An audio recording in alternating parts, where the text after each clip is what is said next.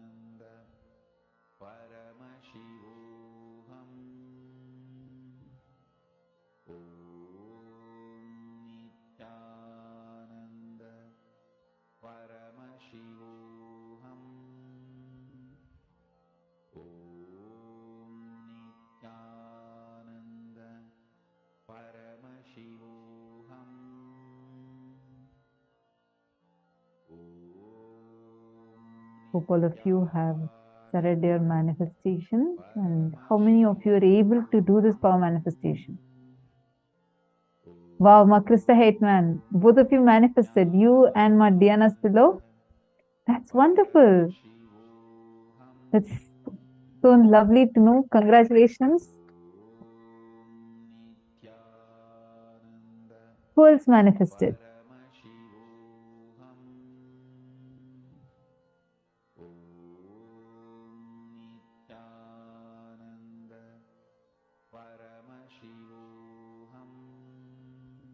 Okay, now we all are going to be moving to the next segment.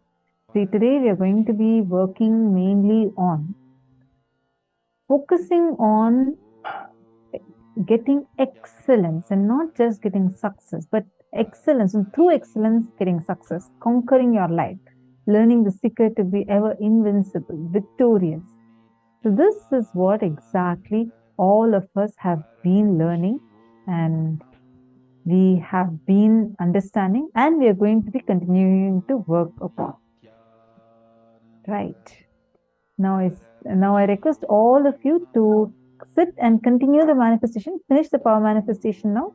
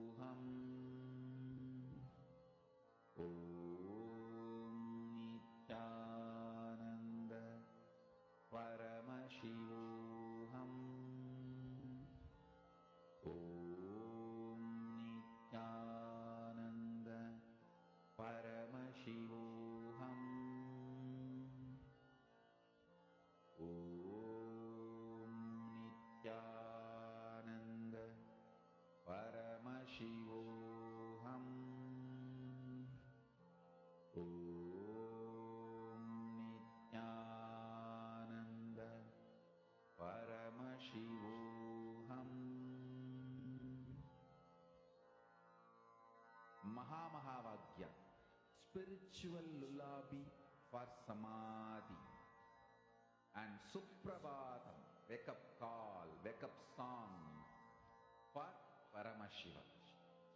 This Mahamagya is spiritual lullaby for you to fall into Samadhi. Suprabhatam, wake up song for Paramashiva to wake up in you.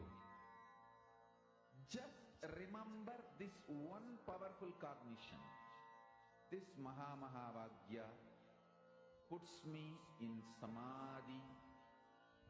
This is spiritual lullaby for Samadhi, and Suprabhatam, wake up song for Paramashiva in me.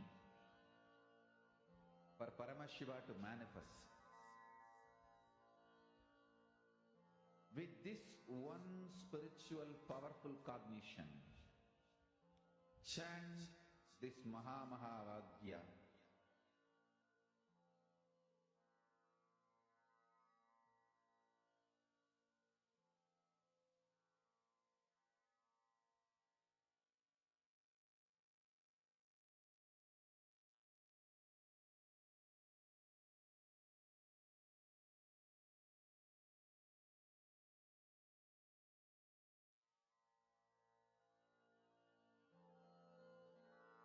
Mahamagya, spiritual lullaby for Samadhi, and Suprabhatam, wake up call, wake up song for Paramashiva.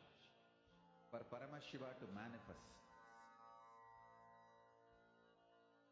With this one spiritual powerful cognition. Chant this Mahavagya. Om Nithyananda Paramashivoham. Om Nithyananda Paramashivoham. Om Nithyananda Paramashivoham. Om Nithyananda Paramashivoham. Om Nithyananda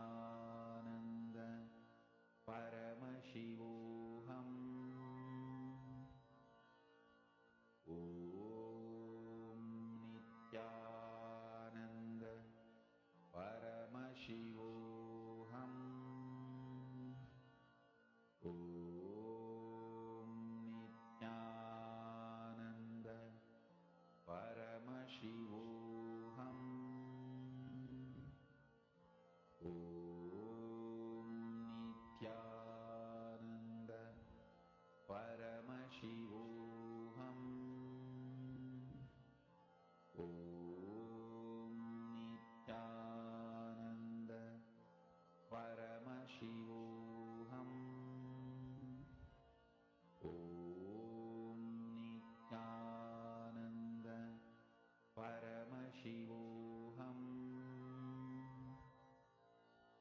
Om Nithyananda Paramashivoham. Om Nithyananda Paramashivoham. Om Nithyananda Paramashivoham. Om Nithyananda Paramashivoham. Om Nithyananda Paramashivoham. Om Nithyananda Paramashivoham. Yes, Nithyanandam, I hope all of you have finished your power manifestation rounds. If you all have finished, please can all of you post.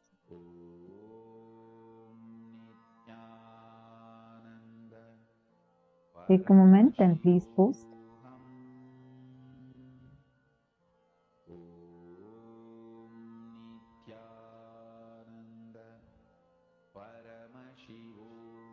All right.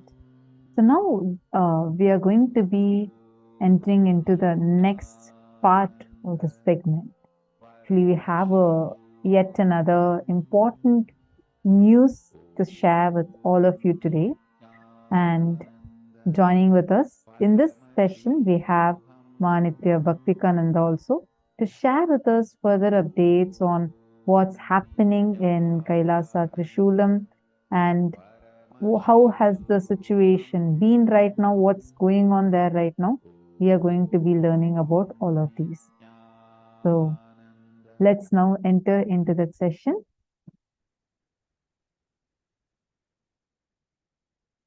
Nithyanandam, Nithya Bhaktikananda, thank you so much for joining us live here right now.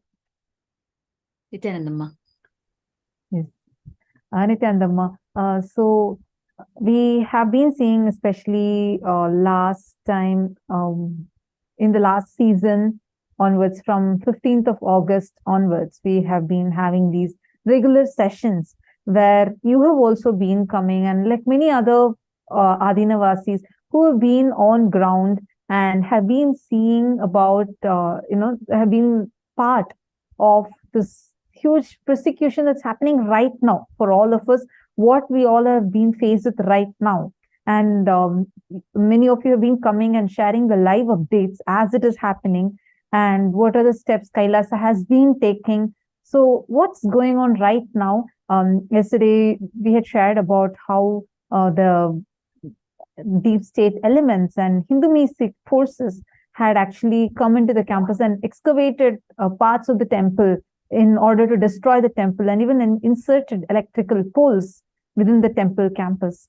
Now, what's happening right now, and what is it that you want to share with us? Right, as we speak now, Ma, there is unlawful construction going on by the encroachers in Kailasa and Trishulam. As you know, about 3/4 of an acre they have encroached over the last years, the Hindu mystic elements. And now, in spite of a court order, they are expanding the encroachment, they're building larger buildings, which is very concerning, especially because they're not obeying court orders. And our sannyasis have shown them the court order, and they've given written requests, and they've approached the revenue authorities, the police, with what's going on the land, the unlawful construction. But till now, this issue has not been addressed by the authorities. Oh God. Okay. But now what exactly is happening is they are coming and like as even yesterday you had mentioned that it's a serious contempt of court, and that's what is going on. And yes. Right now, what is it becoming a situation for us now when an unlawful construction is happening there? What is happening to us, meaning like the Kailasavasis, as well as what is happening to our sannyasis and the whole of the ecosystem itself? We have the temple running there. The sannyasis are taking care of the temple. They're running the temple. Now, these Hindu mystic elements and anti-Hindu forces, their main aim is to somehow stop the temple activities and demolish the temple properties. They successfully demolished the Goshala. They drove out all the livestock. They beat and drove them all out. They demolished the compound wall now, and they demolished so many of our deities. So their main aim is to stop the whole temple activity that's going on there. So our sannyasis, that's the biggest challenge we're facing. Of course, everywhere where Bhagavan is running temples, where there are Hindu temples itself, the attack is on the temple. So our sannyasis, that is the biggest challenge for them now, how to protect the temple despite a court order. We thought we had a court order, so we were good, we could continue. But now it's a complete contempt of court order. So what is the line of protection to continue the temple services? That is the question facing the sannyasis today on the field. Most importantly, Maya, especially given the history of this group continuously attacking, unfortunately, that's the sad state today. In a so-called where Hindus live, there's so many temples. Akhanda Bharata has a history of all our great incarnations that have walked that very land. And today, in that same place, like all the great temples that are there, they are being demolished. And like you said, the most unfortunate thing here, and I should say rather the most ironic thing here is, these temples are older than even the whole modern civilization that exists. These temples have been ancient, have been from time immemorial, have existed there. Even Kailasa Trishulam, it's not just temple that was constructed today, yesterday. The Trishulanatha temple has been standing there with its big prakarams, ecosystem that existed from hundreds of years. And today, that deep state elements are calling this temple is encroaching their land. That's the most ridiculous thing. And all of you should know, what all the viewers watching us, please understand, hundreds and 200 or many times even 1,000 and 400 years old temples are being destroyed under the pretext of them encroaching the land. This is happening in broad daylight. There are hundreds of people protesting, but yet nobody is able to stop. This is what is happening in Kailasa Trishulam also right now as we talk. Out of all Kailasa the Trishulam is a very classic. Go ahead. Sorry, go ahead, Ma. It's Kailasa Trishulam is a very classic example for people to understand how things are being manipulated to destroy. Because here I am sitting. It's my own pre-monastic family that has placed the land at Swamiji's feet. And we have all the original documents and court orders to date. Whereas the people, the Hindu mystic elements who are accusing us of encroaching the land today don't have a shred of paper. They know that, and all the revenue police authorities know that. In spite of that, they're able to prevail. That is the whole thing that's going on. And since we are now firsthand involved, we can explain to the people firsthand exactly how things are working to destroy Hinduism. Very true. Very true, Ma. And most importantly, one thing, all the viewers that are watching here, how many of you have any one of you ever heard in a religious place of worship, garbage being thrown? In a religious place of worship, where if monks in your country, is it legal for the place where monks are staying, your, let's say in your whichever local religious leaders are staying, and when there's a place of worship, is it normal, is it legal, is it okay in the places that you are staying for people to just walk in, throw garbage, to just take over that land? But this is exactly what is happening with Kailasa Trishulam. Despite a clear order from the High Court, the deep state elements are literally, it's a clear contempt of court, and yet no media is speaking about this. It's not just the media alone. It's much more than that, because it's why is there no action being taken upon it? It's not just why the news alone is not coming, but it's as if there's a huge force which is going consciously against even the judicial system that's established. I request each of the participants here. I know each of you, we have people from 85, 86 different countries that are here watching us live right now. Can each of you say, in your country, is it even humanitarian? Let us say that you are sitting and doing your puja, and you're doing it in your house. You're sitting in your puja room, you're worshipping in your house, and all of a sudden there's a whole someone just barges in and takes a huge can of garbage of their house and just dumps it right next to you in your puja room. What would you call it as? Would you be tolerant to it? And what do you think would be an action that would be done or taken against it?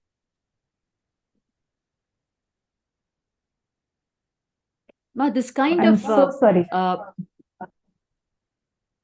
Sorry, I think I'm just going to repeat. My volume was low. I hope now you're able to hear me better. Sorry, what I was asking is, now, see,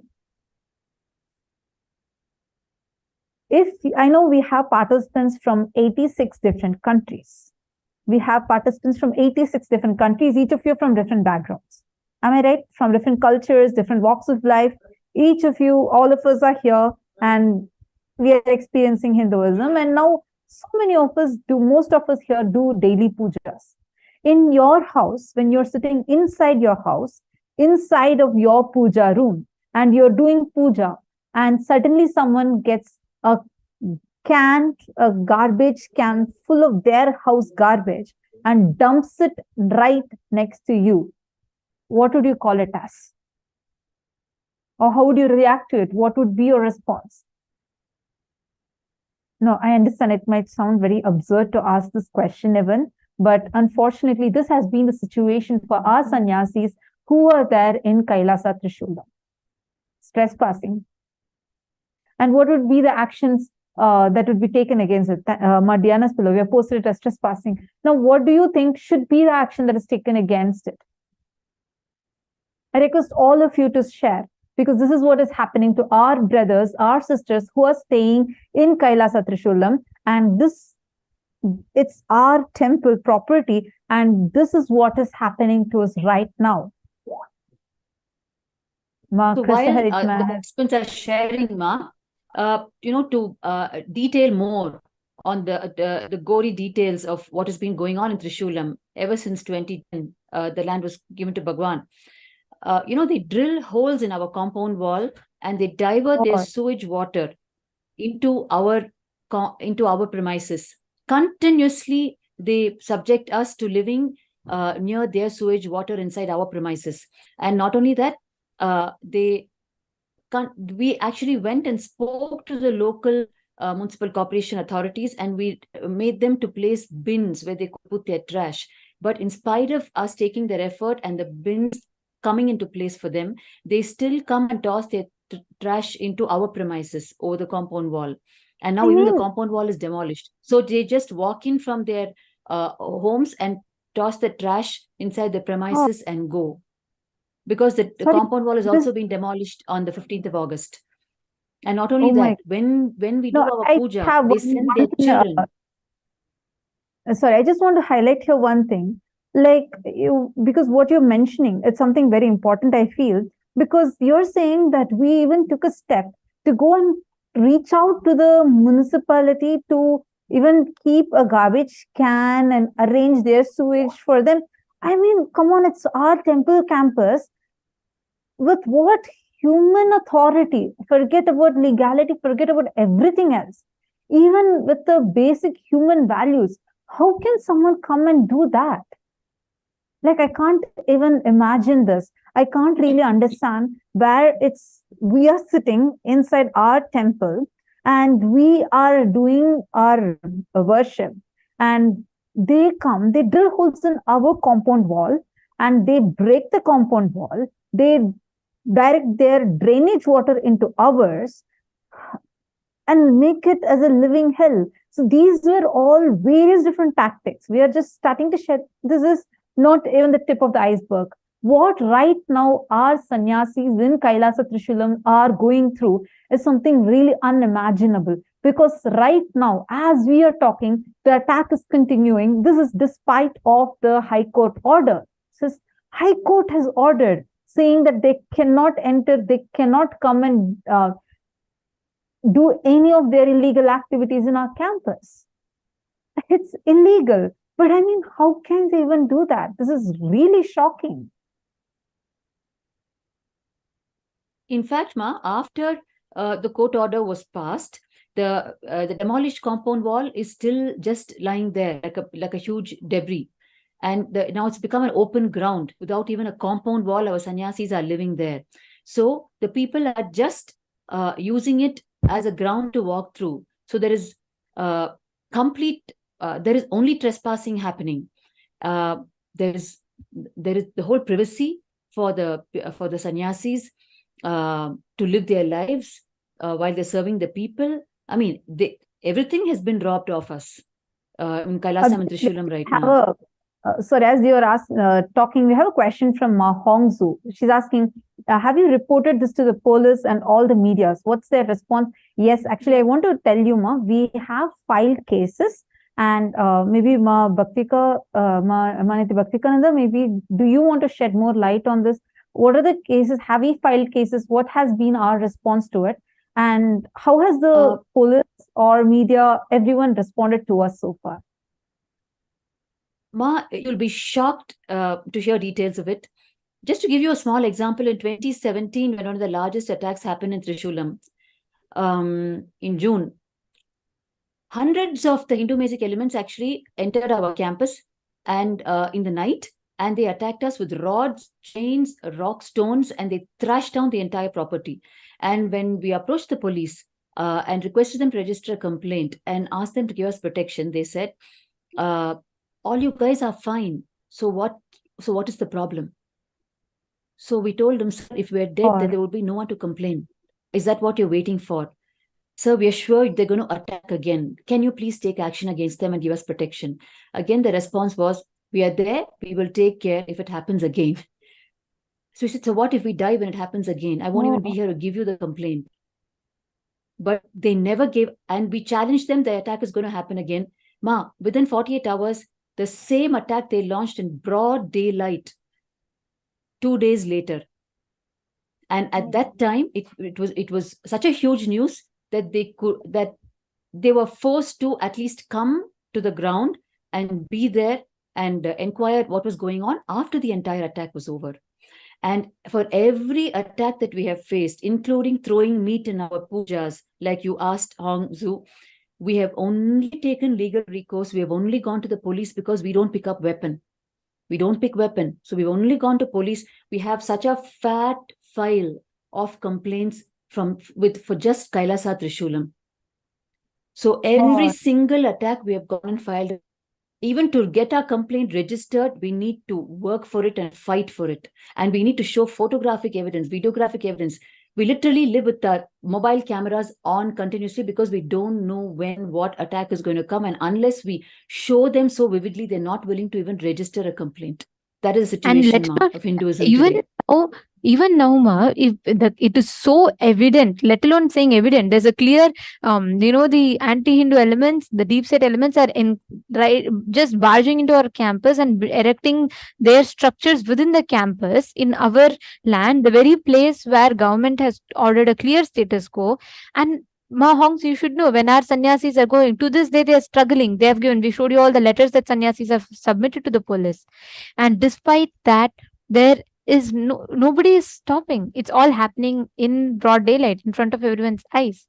That's the power that deep state has. Strong connections, and they just go beyond. There is, let alone police, Ma, they're going directly against the court order. And we can see, despite court ordering clearly, they're all building the structure. So see, you need to know, the kind of people that are attacking us are not dharmic people.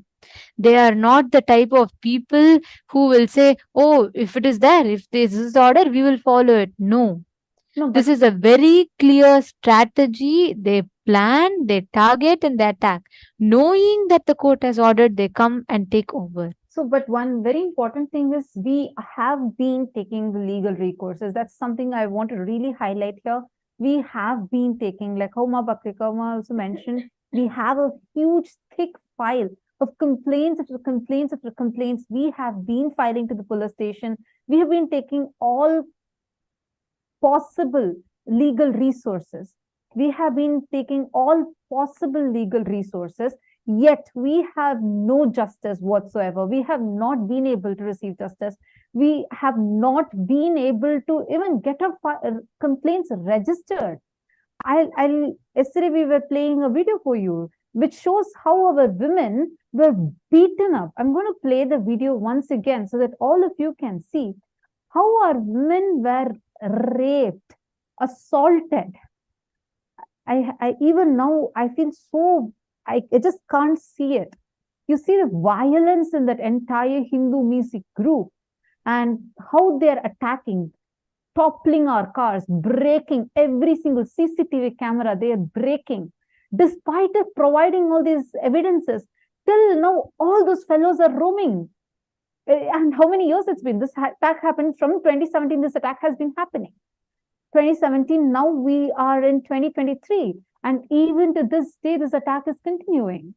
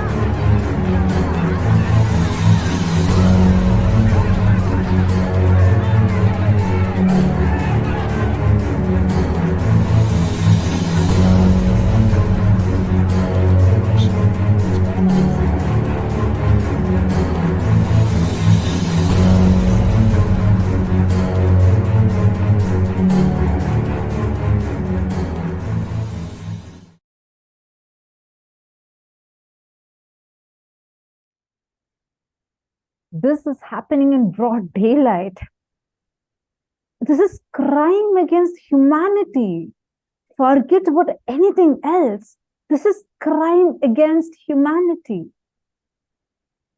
Actually, I just want to highlight once again, this is not just, it is not just a thing about, like I saw someone had posted saying this is Kali Yuga, so this is happening. No, in nowhere we can tolerate. Why should we suffer this? What for we as human beings forget about every other thing, forget even about being a Hindu, even as a human being, what for we need to suffer and go through this? We all claim proudly that we are in a time right now, that we are in our modern times where communication has become so easy. Everyone knows everything. We all are living in such freedom. In a place where we say freedom is existing, where we say it's secular, even now, why should our sister sannyasis be beaten up like this? You all saw how the building, which Swamiji out of his hard work, pouring his blood and sweat, built the temples over there. How as a whole group, they're coming and pulling, thrashing the temple, crushing down the temple, getting bulldozers. You all saw the deep state elements were just right over there. The powerful people were there in the ground when this situation is happening. And this is despite of us telling them that this is contempt of court. We have our sannyasis who have been pleading. Our sannyasis have literally going and being begging them, showing them the court order, saying, please, here is the court's order. This is what the court had said. He said, you cannot be doing this. They are being made homeless. How is this tolerable? And not only that, Ma, Hongzu, your other question was to report this to the media. You need to know the media actually spread the news hand in glove with the Hindu-Mesic elements that we have actually grabbed the property, that Bhagavan has grabbed the property to run a Hindu temple there. That is what the media reported and made the people believe. And here we are, we're presenting the original documents, and here we are saying who gave the land, the history of the land, right from 1958, the possession of the land, and we're talking about the chain of custody of the land right up to the feet of Bhagavan. And they're able to spread false news that Bhagavan has grabbed the land. That is the state of Hinduism today, Ma. The kind of false accusations and charges against the Hindu gurus. And I in fact, in 2010, the attack. Yeah, sorry, I just wanted to also add, Ma Hongzu had posted saying that she's asking these questions so that even viewers can know the information better. Thank you so much for that. I really appreciate your participation. I know you've been asking questions just so that all this information is told clear. And also, most importantly, even just Hindus becoming aware of this is important. Today, there is no one to speak about all this injustice that is happening. There is everywhere, there is no respect to law. What is the point? What will you do in a place right now? The situation is such that there's no respect for law, there's no respect for the court orders, and there's a direct, blatant attack on Hinduism. For what? What is the reason? If you see under all of these attacks, what is the reason? Just because we are Hindus practicing Hinduism and sharing the sciences of Hinduism to the world. That's all. There is no other reason. That's the only reason we're all being attacked. And today, Bhagavan, in spite of over 70 assassination attempts on his life, he has decided to survive, sustain, so that he can continue to transmit the knowledge, the secret, the initiation that only he can, as an incarnation, do for the whole of humanity, for us. Like this, the Guru Parampara of Hinduism has sustained, continued Hindu Holocaust, risked their very lives just to transmit this amazing living science of enlightenment, which Hinduism has to the whole of humanity. And very Bhagavan true. is the last burning lamp of Hinduism and the only hope for humanity to imbibe this science. And Ma Meda Slatia has commented on YouTube. She says there's no more humanity left in the people. They have completely lost their consciousness, and it is shocking. It it has become so insecure for all female bodies to live in such open ground. Who are these people? Are they some gangsters or politicians? These This is a huge nexus of anti-Hindu elements. Their only goal is to destroy. Ma Meda Slatia, why don't you Google and find out how politicians, renowned politicians, you can just Google right now. This is on news all over the last 3-4 days. A very renowned politician comes on the public platform in a speech that he's giving. He stands next to another important person, a minister who's supposed to take care of temples, and he is able to make a statement saying, eradicate Sanatana Hindu Dharma, like how we got rid of COVID, dengue, and malaria. We need to get rid of Sanatana Hindu Dharma. This was his exact words. And do you know, just in the last 2-3 years, we have lost almost most of the almost 80 to 90% of centuries old temples. I'm not talking about Mughal invasion. I'm not talking about British invasion. I'm talking about right now what's happening. As we are sitting and right here discussing this, we are having many of our thousands of years old temples already demolished and brought to grounds. Understand the reason. Some of you might have this question: why are they attacking the Swamiji so much? Why are they attacking the sannyasis so much? Because that they know, unfortunately, even before the Hindus realized, the anti-Hindu forces, Hindu mystic elements, the deep state forces have clearly realized and understood that except for Swamiji, there is no one else for Hinduism, absolutely no one else, no other hope for Hinduism. They know that Swamiji is the only last burning lamp for Hinduism. Understand? Take a moment. You all can Google and see. Just Google eradicating Hinduism news. You would know what we are talking about. Just try Googling and seeing, because these statements, we are not talking about even 10 years before. We are talking about what happened 2-3 days before. What's happening right now. We are having a huge wave of politicians, deep state elements, Hindu mystic forces, and the people that are making these statements were the exact same people who launched this attack on Kailasa Trishulam. There's the exact same group that caused the persecution starting from 2010 and even now. It is one network. It is the same network. And now you need to understand, to map it further for you to understand, the statement that the deep state element have passed in a public meeting is eradicate Hinduism, meaning take it out and throw it. And what they're doing in Kailasa Trishulam is exactly that.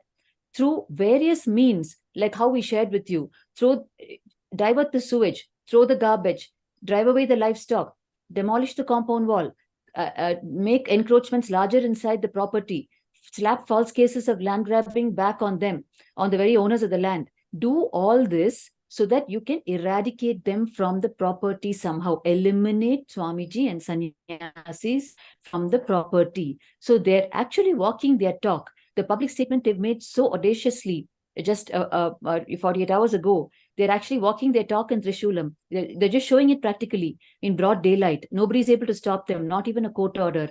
So you can see how closely you can map this and see what's going on. I mean, this is like really shocking.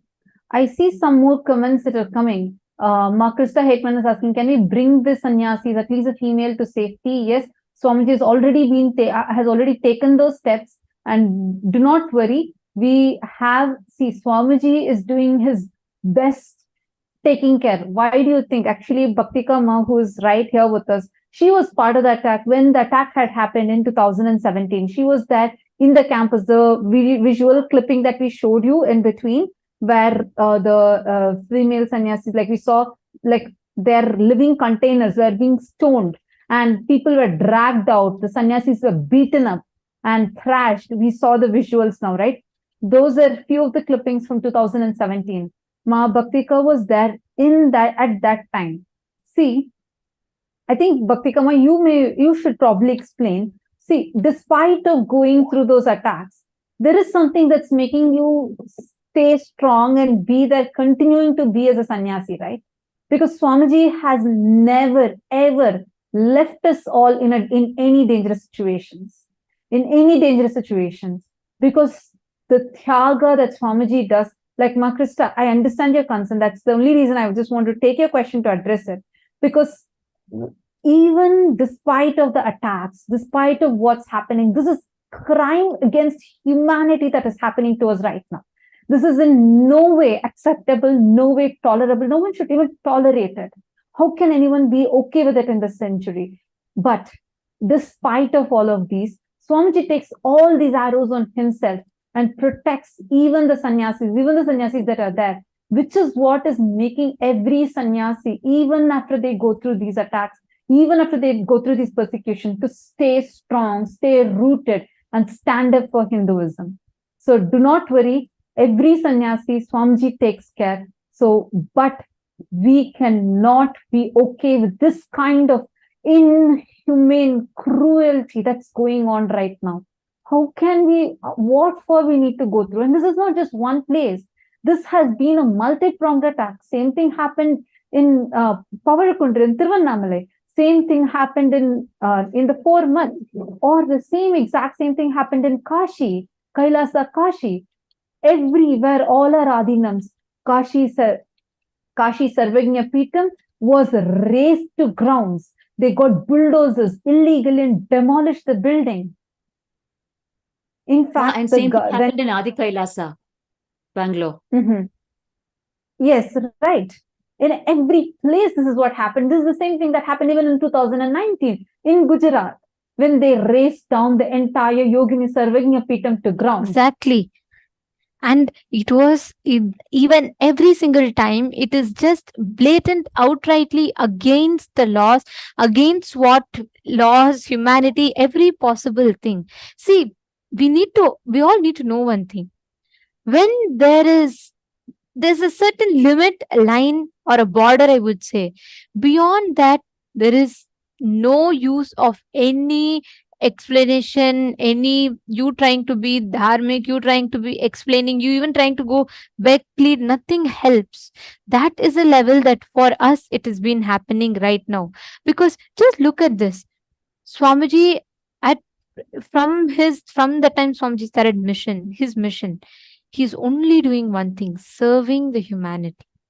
Doing Annadan, free education, even Kailasa Trishulam, what is happening? It is not some, it's not like some private villa that is being built there. It's a temple, and where people are being served, that community around is being benefited. But they are being attacked. Today, we all celebrate one movie that even promotes violence, which will make 200, 300 crores in box office. All of us celebrate. We all be a part of it. Then media news speaks so much about it. But sannyasis who have dedicated their whole life for the service of humanity, and an avatar who has come down to just give himself for humanity, they are being attacked and persecuted. Nobody is speaking about this. Why? Understand. Okay, I have another question. Diana Spilo is asking, they are doing it because they can. You must think of another way. Forget the laws. I just want to tell you one thing, Ma. Even when Swamiji faced the worst torture, physical torture, when Swamiji physically was abused, tortured, put in prison, made to starve illegally, throughout the time, Swamiji said, I will not give up on being dharmic. I will not stop being legal. I will do my best and be legal. I will never do anything that is not dharmic. But one solution is there, Diana, which is, that is the reason why Kailasa is needed right now. In every state of all the places where you think Hindus are majority, Google and see right now as I'm talking, How many Hindus, anybody that is even voicing for Hinduism, who is even saying that I want to be a Hindu, are being butchered. There's a huge group that is just like mindlessly butchering Hindus, even if they say or support for Hinduism. It is not a joke. This is not a joke. So what Swamiji is going through is literally a hologram of the whole Hindu Holocaust Swamiji is facing right now, which is the reason we need a sovereign nation. We need a sovereign nation, like how there is a Jewish nation for the Jews, Islamic nations for Islam, Christian nations for Christianity. We need a Hindu nation. We are 2 billion in number, yet our own brothers, our own sisters, mothers, every one of them are being abused, attacked, butchered, mindlessly being killed. What for we need to go through this? Why on earth should anyone, any human being go through this? There is only one thing that can happen, that can protect this, that can prevent this. Swamiji said, Swamiji told us, even when the Hindu mystic elements had forced Swamiji out of his own hard, like what Swamiji built as Adi Kailasa, pouring his blood, pouring his sweat, what he built for 23 years of his hard work, the Hindu mystic elements had done a huge assassination attempt and forced Swamiji out. At that time, Swamiji's response was, it's time to build a Hindu nation, which is what now Swamiji has done. Swamiji has built Kailasa. This is the only way Hinduism can be protected. There is no other nation ever in any history. Go and see which nation has just been built with few years. Swamiji has built it in the shortest span of time and continuing it. He has not given up on this, no matter what, come what may. The only way right now, we all spend hundreds of dollars, so sometimes thousands of dollars to go and visit some concert or go for movies, even movies that promote violence, and they get billions of dollars as their box office. Swamiji, an avatar, has come down for us. He is doing this entire Kailasa for us, Hindus, and humanity at large. It is most importantly, it's humanity at large. As much, it is not just limited for Hindus, because like Swamiji said, I want to revive the best of Hinduism and give all the fruits to humanity. It is for us, our next generations, to enjoy. And if at all we should do something about it, it is stand up for Kailasa.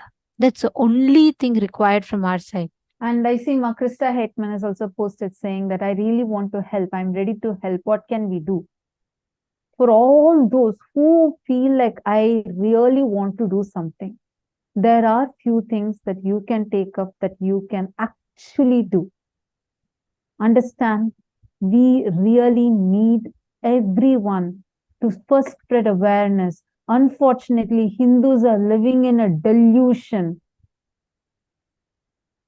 Sonia, I did see your comments also. I saw that you have also been posting information. I'm just picking few questions. Sorry, we have a lot of people from different Zoom rooms. I'm just choosing a few questions and answering. Understand, for everyone that is there right now with us, listen carefully. We need this information. Though we are 2 billion in number, Hindus are being criminally negligent. And if you go and ask Hindus, 90% of them would even deny that a genocide is happening.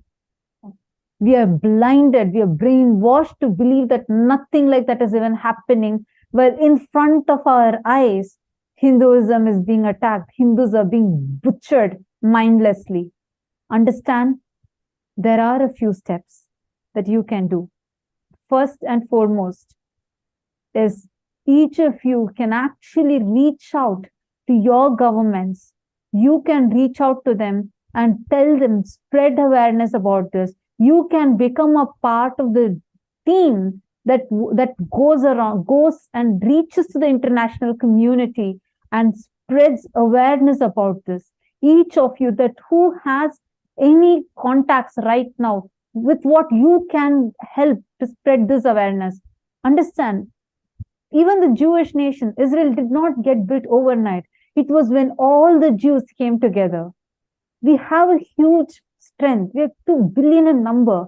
If all of us come together, there is a huge possibility. We humbly request each one of you to do what you can. There are a few ways. First is you reaching out to government officials, or you reaching out to your local governments, people, to spread awareness about this. Our team can help you, educate you, give you the right information that is needed. Please let us know who all want to take this up. And there's also another option. One more is, let us say that you don't have the time or you don't have the way to reach out to your government officials.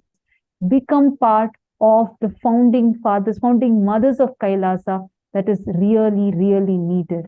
Right now, only when we have the seed money for Kailasa can we expand. Swamiji has been working hard day and night and making this Kailasa nation happen. He is doing this despite of what we also right now. Actually, today, when Swamiji, just before Swamiji came for the darshan, we had an attack launched in the Trishulam Madinam. And that's what happened, like when just some time before the darshan. Swamiji said, even despite the attacks happening, I am not going to stop my work. I will not stop no matter what comes. Swamiji came and gave us all the darshan. No matter, even the technical glitches came, he did not stop. He came, he made sure he gives us a darshan. Understand, this is the sacrifice the avatar is doing for us. That is his commitment, his dedication towards humanity. Not just coming today, despite of all these attacks, never once Swamiji complained, I can't come. I don't want to give this to the people who are attacking me. I don't want to do anything for humanity. Swamiji always has that choice, but never once Swamiji has even, let alone choosing it, Swamiji's never even given us a hint of that feeling. Swamiji's only response has been contribute, contribute, and contribute. If today we're all benefiting from Hinduism, it is this one being's sacrifice. It is this one being's tyaga that we are all benefiting from. The only thing we can do to bring a difference is we as Hindus feeling responsible for this, standing up for this, sharing the truth to the world, for all that our Hindu brothers and sisters are going through, and Swamiji standing up as a voice for all of them by himself.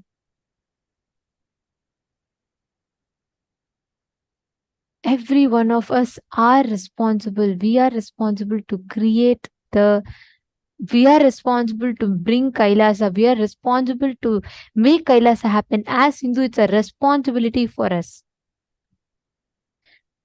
N.R. Sabothanjaya has posted, most weird thing, UN recognized the continuous abuse and attacks done by the anti-Hindu elements. But one of the most corrupt media in world, according to survey done in the Indian media, even channels like Bhagavān trash on Swamiji and his mission and called that UN got deceived.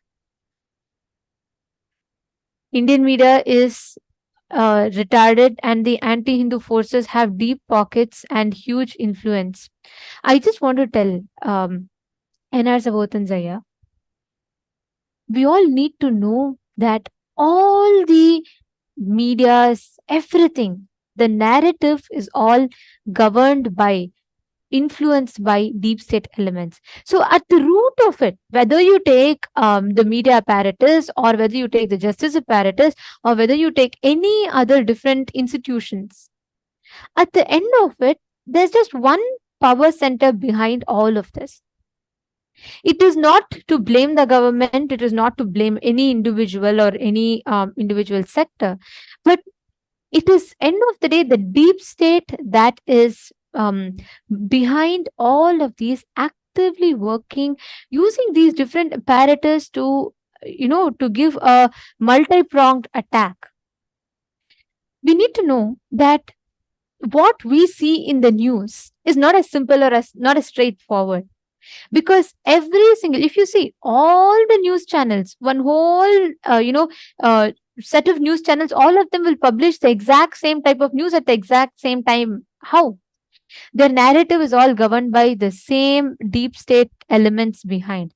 There are barely a few media channels. Any media channels try speaking the truth, they will be suppressed and they will be sidelined. There are some good media channels that at least try to convey the truth, but look at their status. Their news is never popularized. Their news is never shared. Their news is never spread. We are all thinking we are all, social animals living, in a very good society where we can opinion, we can voice out, and we're evolving towards freedom. But that's the delusion that we've been given. Right from the next post that you see on your Instagram, right from the next purchase you make on Amazon, every single thing, we are living in a time where each of this is tracked, traced, governed by certain elements. That is the most unfortunate thing today that all of us are facing. So we all need to be aware that it is active conspiracy by the deep state elements that is responsible for the situation today. But we as Hindus, we have a choice. We can decide to voice, we can decide to bring this out to people. If we stand together, if we establish Kailasa, all the attacks what Swamiji is going through will end with this generation. Our future generation can experience Hinduism as it is, without any kind of fear, any kind of fear of being attacked. We as Hindus are responsible to give ourselves a good future, our next generation a good future. Every one of you who feel you want to do something, stand up for Kailasa. That's the way you can become a part. Whether it is you sharing your time, whether it is you sharing your treasure, whether it is you sharing your talent, decide to stand up. If you can, become a sannyasi. If you have that time, if you're ready to dedicate your life, you want to be a part, become a sannyasi. I request all of you first, can each of you take a few minutes? I know many of you, I see the people that are feeling like, because this is not something normal. This is not that anybody is supposed to even go through, but this is what we are going through. How many of you here really want to do something, and what do you think you can do from your side? How many of you are there who say that I have some contacts, I can definitely reach out to these people, I can definitely ask for help, because this time, the time is very, very, very crucial. And the people that are ready for dedicating your time, you say that I have my time, I want to give my time to Kailasa, and let us see how we can fix it. And I want to do the best I can. I want to really support it. Or the people that say that I want Kailasa to be established. I want to provide as much as possible. I want to be a part of the core family of Kailasa and building Kailasa, and provide and offer your money. Like, you can become a part of serving a Pita. Who each of you can post what exactly you want to do. What is it that you are feeling when you listen to this? See, as we are talking, it's extremely painful for us, because this is what Swamiji is going through. And in spite of going through this, he is making himself available for all of us. I request each one of you to post, what do you feel? Take a few minutes and please post in the chat. In what way do you think you can help the situation or be a part of really do something? I request everyone to post it in the Zoom chat.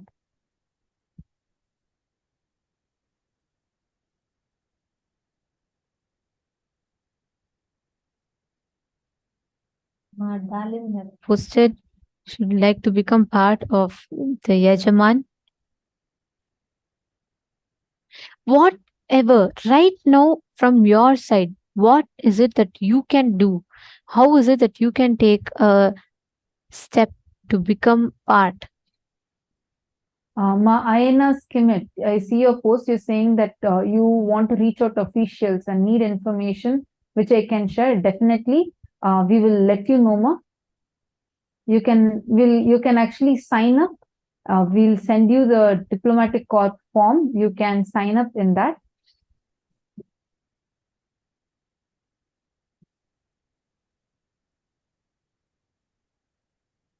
Okay, see many of you who want to spread this awareness. So now I request all of you, you all can actually sign up, and each of you can. Susan Solander is working on SJP Karta. That's wonderful. Wonderful. Actually, if you all know anyone, even if you know some contact, let us say that you are not right now economically capable, but you have your friends, you have people who you think you can talk to, explain them the situation, and make them part of Kailasa. You can let us know that also. In whichever way, we understand we are in a situation which needs all of us to come together. It needs all of us to come together. All of us need to be a part of it.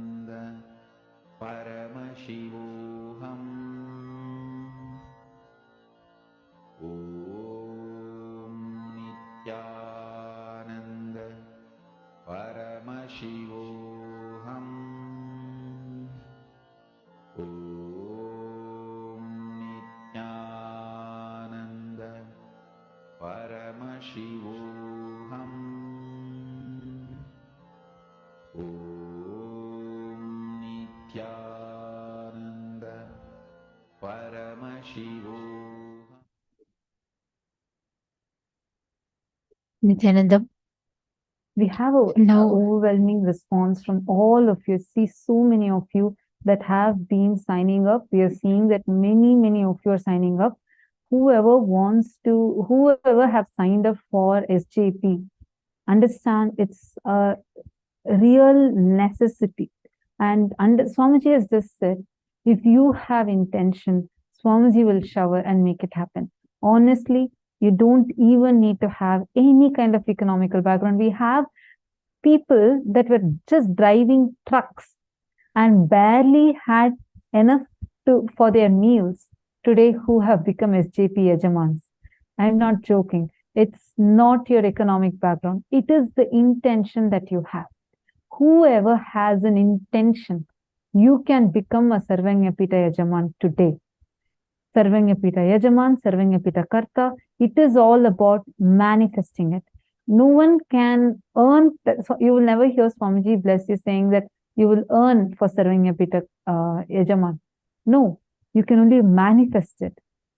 So Swamiji will bless you, and your intention, just if you have intention, whoever has real intention, but you feel like I have obstacles. I feel I can't do it. Like I don't have economic background. I don't have the money for it. I don't, even though I really want to be a part of Swamiji's mission, I really want to support this, I don't have enough resources for it. Anyone like that, take a moment, go to sksjp.org. That is a place where you can put your intention. Our team, we have a specialized team who can help you in you first manifesting that wealth that is needed, the consciousness for it, and the wealth manifestation needed for it, and Swamiji will bless your intention and shower you with wealth. So whoever wants to be a part of it, I request all of you to take a few minutes and sign up. Post your intention. You can first put here in the chat. I just want to say I'm seeing Ma Gokila Devi, Ma Parameshwari, Ma Ananda Mahapurna, Ma Irene Lemos, Ma Susan Soledar. Wow. Nice to see so many of you who are willing to become Sarvanyapita Yajamans. one important thing is, even let's say I saw Ma Gokila Devi's message. See, Ma, you can definitely, the moment you have intention, you will manifest. Only because you can manifest it, you have the intention. But one thing is, let us take every step from our side, because this is the need of the hour. Let us take every step possible from our side to reach this information to the people. Unless you make your next generation aware of this truth, unless we make our not just Hindus, unless we make our future generations aware of this, they will not know the value of the sacrifice of beings like Swamiji, they will not know the value of their history. Swamiji tells, a nation which does not know its history loses its geography. A nation which forgets its history, a nation which does not bother to know its history, loses its geography. That's why Swamiji tells, even before revealing the geography, Swamiji is building the history. Because any nation, any successful nation in the world, it is important that they know the history. Because when our future generations does not remember the sacrifice that other Hindus had to make, today, if you're all standing here, if you're all enjoying Hinduism, it is sacrifice of great leaders like Chhatrapati Shivaji Maharaj, Ahilyabai Holkar, all these kings and queens who protected from invaders. But again, there is attack. Now, an avatar himself has to come down to revive Hinduism. But unless our future generation knows this, it is of no use for us to, there is again, after we build, after a few generations down the lane, there are going to be attacks. The only solution for this, or one of the most important aspects for this, is to make our future generations aware, to make the Hindu youth aware of what is the Hindu history. And not only that, Ma, it is the most auspicious time. It is the most auspicious juncture for the whole of humanity to jump in and support Hinduism, because the avatar himself has come down. Because Paramashiva himself has come down, it is the most auspicious juncture for anyone who wants the revival of Hinduism to jump in and do their bit. Because whatever it is, the Dhamma is going to win. The avatar is the cosmic principle himself in human form. And the Hindu Dhamma means the teachings. The teachings are the cosmic principles themselves. So the cosmic principle has taken a human form and come and reviving the cosmic principle as the law of life, teaching through the very Paramashivoham program, all the cosmic principles. So the revival is at its most auspicious juncture with the avatar himself spearheading it. So this is the best time for us to be part of it. I still remember, if you ask me what my sweetest moment of life is, my sweetest moment of life is, today we're talking about attack in KAILASA and Trishulam, yes, but I know I've immortalized the property by placing it at the feet of Bhagavan. It's going to be there forever serving humanity. And I'm going to be proud of it forever. If I had built a house there, probably one family would have enjoyed it. But now I know I have immortalized the property. It's going to be there forever serving humanity. The best thing you can do is to immortalize yourself, immortalize all your property, place it at the feet of Paramashiva. It will be there forever till the sun and moon is there serving the people. And one of the other sweet moments of my life is, I'm from my pre-monastic community is the Nagaratar community. They have this tradition of gathering, collecting items for your child the moment the child is born, especially when it's a girl child. So my pre-monastic mother actually had a huge trousseau for my marriage ceremony. So then when I decided to jump into sannyas, so I told, it was one of the sweetest happenings in my life, where I traveled to my native village, Chettinad, and then went along with my pre-monastic mother. I had taken on sannyas by then. I went along with her, and we pulled out the entire wedding trousseau she had collected for me. They have it, it's a huge variety actually. And then we hired a truck, and then I personally stood there, loaded the entire truck with the entire whatever she had appropriated for me, and it was so fulfilling for her, so fulfilling for me. And then I went along with the truck to Adi KAILASA and then placed it at Swamiji's feet, and it was so sweet, the whole moment. It's like, this is all I have. I'm placing it at the feet of Paramashiva, and what do I get back in return? Paramashiva himself, as mother, father, friend, everything, as God himself. And then whatever I want to do in life, he does it for me. It will be forever the sweetest moment in my life, Ma.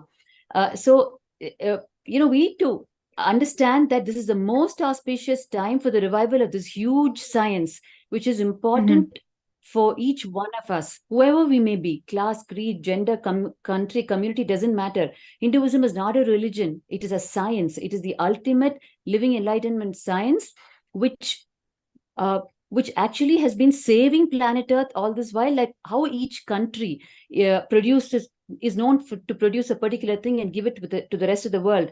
Hinduism is known for this secret science of living enlightenment. It's the source of all incarnations and enlightened masters. That is why people travel to India to touch base with their own roots. They know they can find their soul only in India. That science is kept alive only by the Guru Parampara and incarnations who have landed time and again. So this is the most auspicious juncture to immortalize yourself and to raise from all our gross level desires and our gross level, whatever we feel as us, and touch base with our higher identity when Paramashiva himself is spearheading the whole thing. Actually, what you told brings us to a very important aspect. See, you recognize, like, it's a beautiful blessing for you. You met Swamiji at a very young age. You recognize the importance and you've dedicated your whole life. Now, the next 7 generations down the lane in your family, in your pre-monastic family, will remember and they will know the value. But unfortunately, today, most of the Hindu youth themselves do not know what is happening to Hinduism. Unless we, every one of us sitting here, we as Hindus, unless we take the responsibility, there is no way we can give this awareness to our future generations. And unless our future generation learns, there is no way we can keep Hinduism, going on forever. Every time there's been enlightened beings, masters who have sacrificed their lives to protect Hinduism. Like right now, Swamiji is sacrificing his whole life to keep Hinduism alive. Now, it is our responsibility to teach. Swamiji tells that the Hindu youth are right now like hanging roots of the banyan tree. It's only a load to Veda Mata. Only when these roots get grounded, they'll become a strength. They will give birth to the next trees. Veda Mata is having too many hanging roots. It is time that we Hindus, we spread awareness to our next generation, teaching them what is this science and why is it so important to know this science. This greater science called Hinduism needs to be kept alive and needs to be taught to the next generation. In fact, Bhagavan, actually today we had the Kalpataru happening in the Los Angeles KAILASA.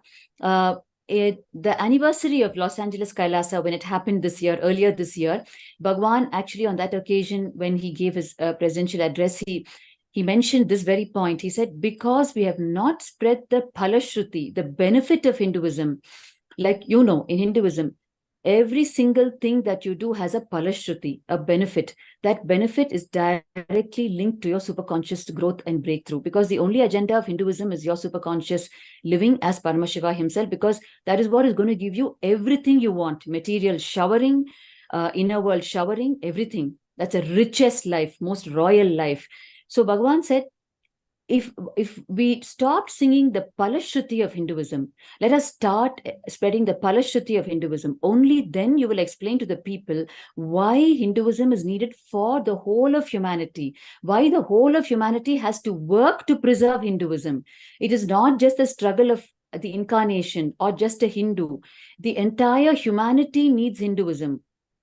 That is why the entire humanity has to work to preserve it, because Hinduism itself existed across 56 nations across the world, and they kept the enlightened civilization alive across the globe. And at one point in time, people were either enlightened or working towards enlightenment. That's the hallmark of Hinduism. That is what it did for the whole world. That has been reduced to what it is today, localized to one region, and it's become the mighty battle of one incarnation. It doesn't have to be like that. If we understand what Hinduism is about, if we know the Phalashruti, the benefit of Hinduism, we will automatically take it up as our cause. Because when we say Bhagavan is the last burning lamp to transmit to every single person in humanity, not just Hindus. It is a science for the whole of humanity. That is the contribution of Bharat. Like how each country specializes in one product, gives it to the whole world. Japanese technology, German automobiles, whatever.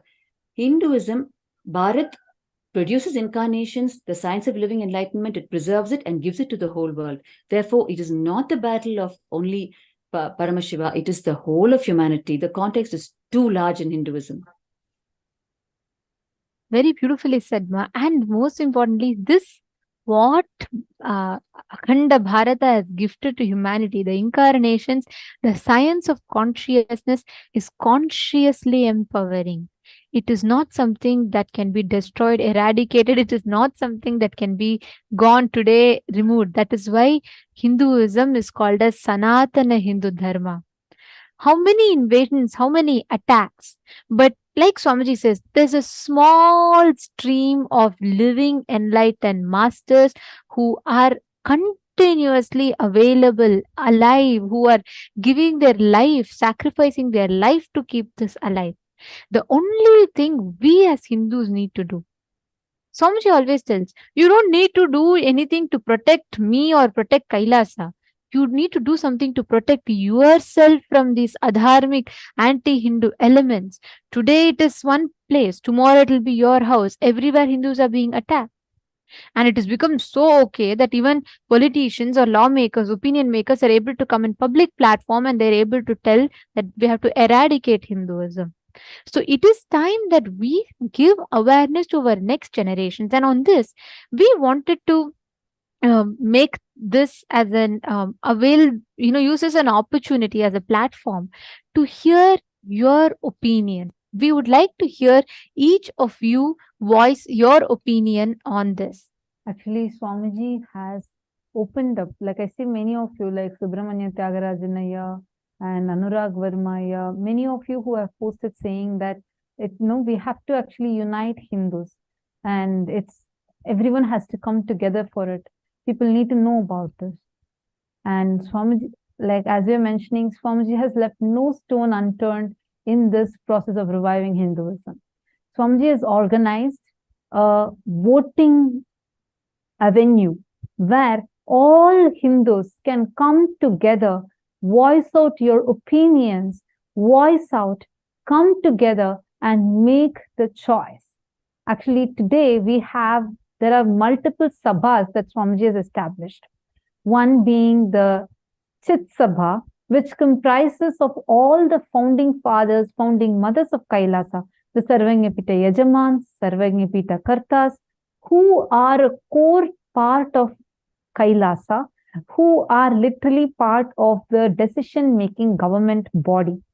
So there are separate voting elections that happen for Kailasa's Chit Sabha, and that is called as the Chit Sabha voting.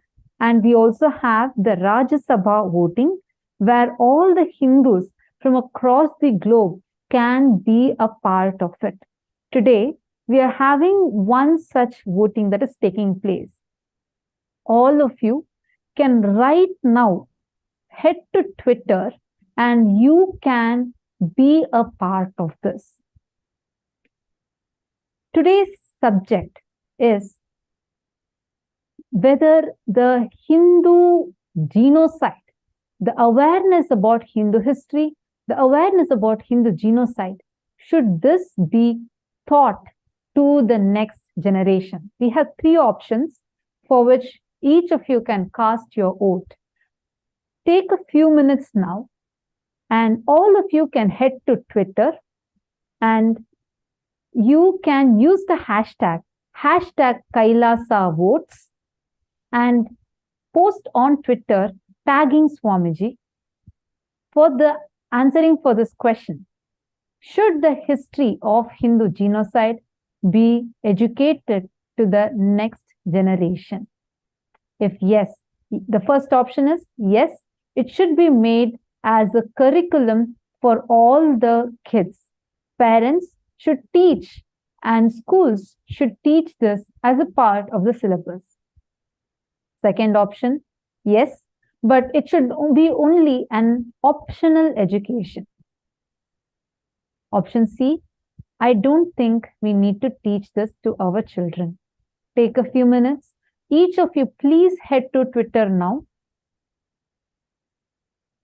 and you all can post why you think, which choice do you want to choose. And to cast your vote officially, you all can head to the link that is projected, events.kailasa.org/Hindu-votes, and you all can cast your votes. The link to the page will be posted on all of your chats.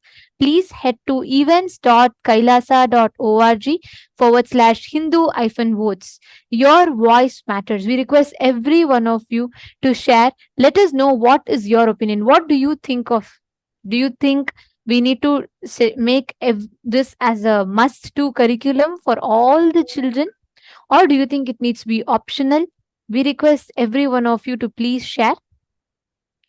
Please head, all the participants watching us on YouTube, you all can see the link projected, events.kailasa.org/Hindu-votes. The support desk will be posting this link in the chat for all of you. We request every one of you to please head to the link.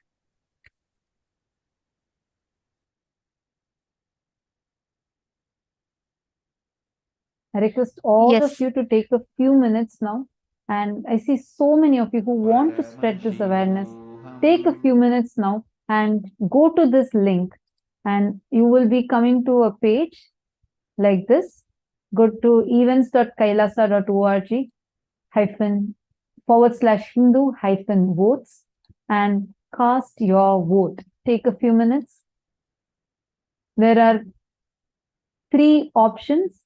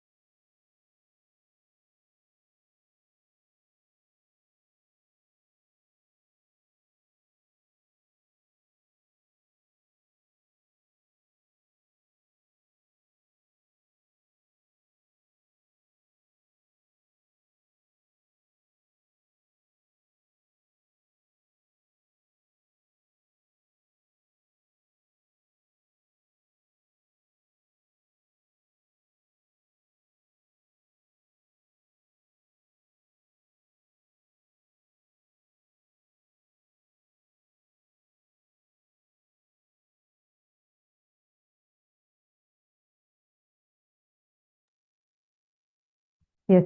Now we see so many participants, many of you who have been putting. Okay, some of you are having some technical glitch. Yes, we will check and immediately fix it. Take a few minutes now, and I request all the participants to please head to Twitter and use the hashtag Kailasa votes and voice out why do you think, whatever choice you are making, why do you think that should be the way? Why do you think, if you're choosing that this education needs to be given for the next generation, what is the reason? Why do you think so? Please take a few minutes. I request everyone to take a few minutes and do it right away.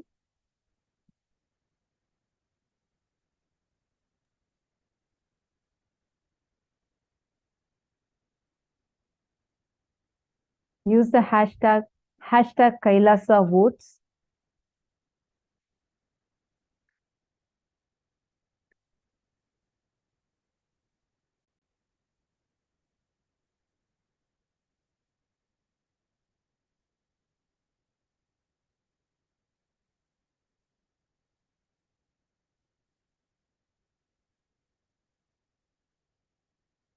Okay, see, now slowly people have started.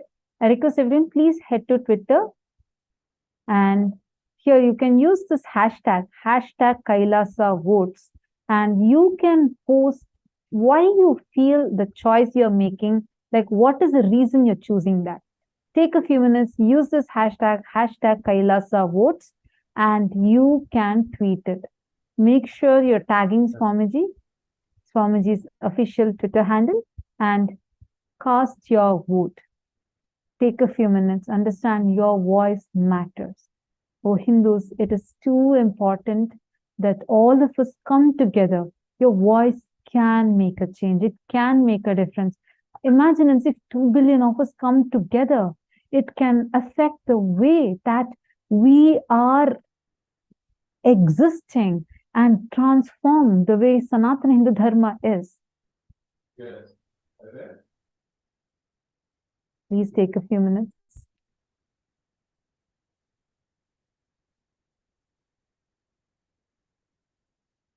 You all can just go to your Twitter, and on your Twitter handle, type hashtag Kailasa votes and tag Swamiji's Twitter handle. Just type at Shri, you'll get the option.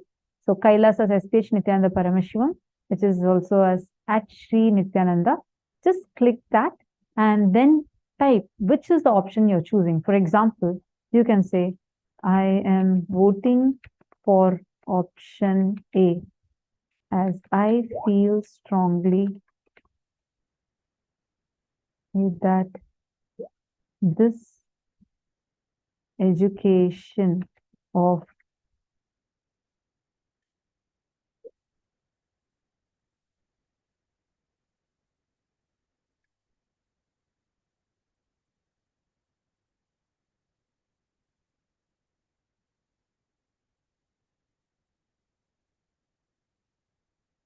like you can type exactly why you're choosing which option and tweet it.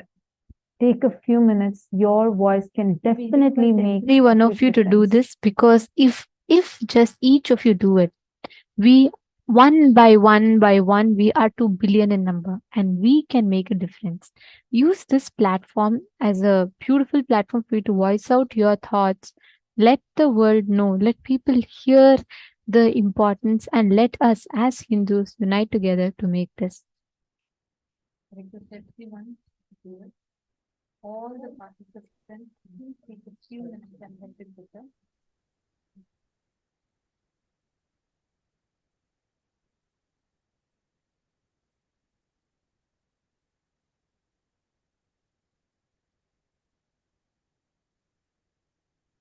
Please take a few minutes. You all just need to head to Twitter. I'm going to be projecting this for a few minutes so all of you understand and that. Just use this hash symbol, and whatever word you type will become the hashtag. So just put the hash symbol and put Kailasa vote. Click the space bar If it is turning blue, that means yours has been recognized as a hashtag. Same way, click that at symbol, at the rate symbol, and type Sri Nithyananda. Immediately you will be prompted from the Twitter. That means the Twitter is recognizing that you are tagging Swamiji Dharma. And once you do these two steps, then type which option you're choosing and why you're choosing that option. Request everyone to do it.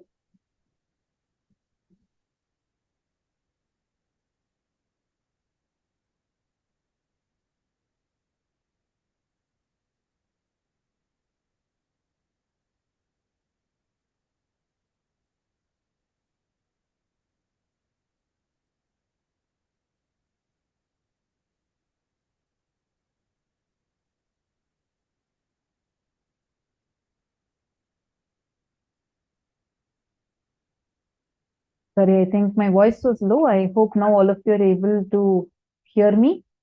Use the hashtag, use the hash symbol, hash, and then whatever you type, if it is turning blue, it means Twitter is recognizing it as a hashtag. So type hashtag KAILASA votes and click the space bar. After you click the space bar, then use the symbol at the rate, like what you're seeing in front of you, and type Sri Nithyananda. Do not leave a gap between the symbol and the word. So once it turns blue, it means Twitter has recognized that you are tagging. And you will be prompted with Swamiji's official Twitter handle. Click on that and then put why you're voting and what is it that you're voting for. Please take a few minutes and requesting everyone to do it right away. Understand, your vote can make a difference. Hindus, it is not a joke. We are 2 billion in number. We are 2 billion in number. And all of us together can definitely make a huge impact for this. I'm already saying many of you have started tweeting.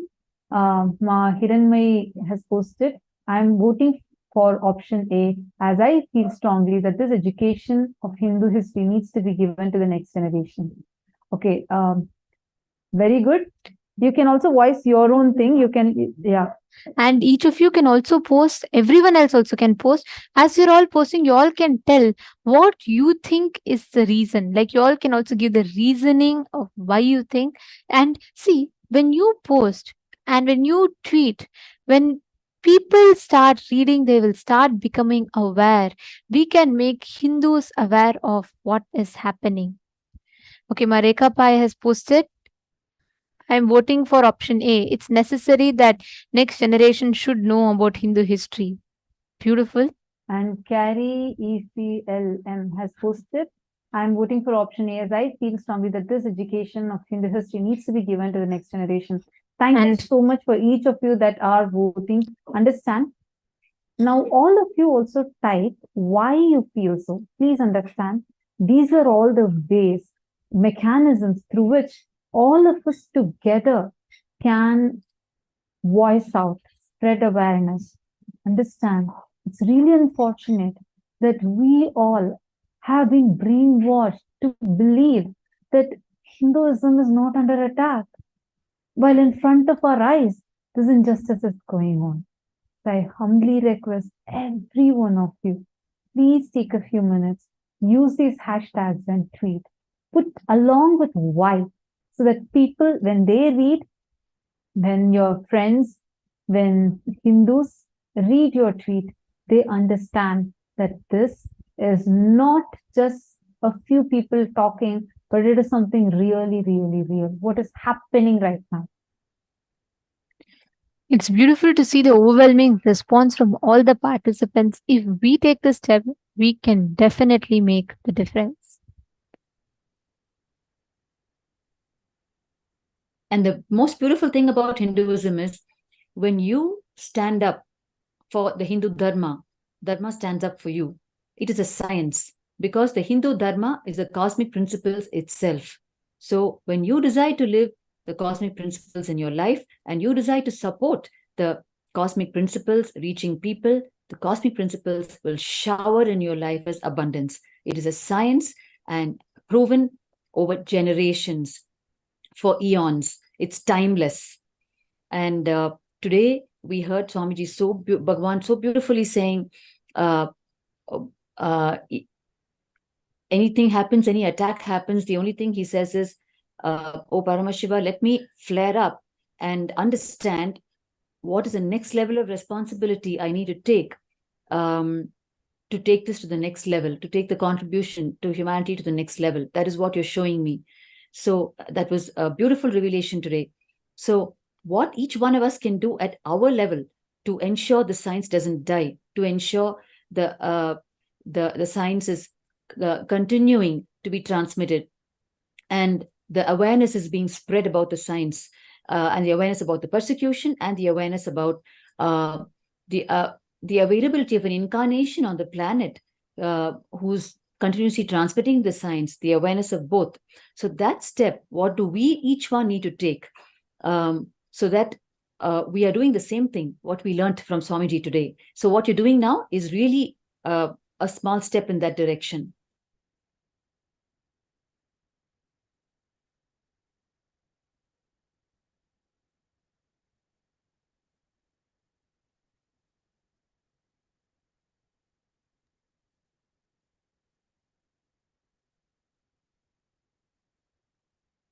Who are posting, and that's beautiful. And don't worry, some of you, I think all of you are going and voting. That's beautiful.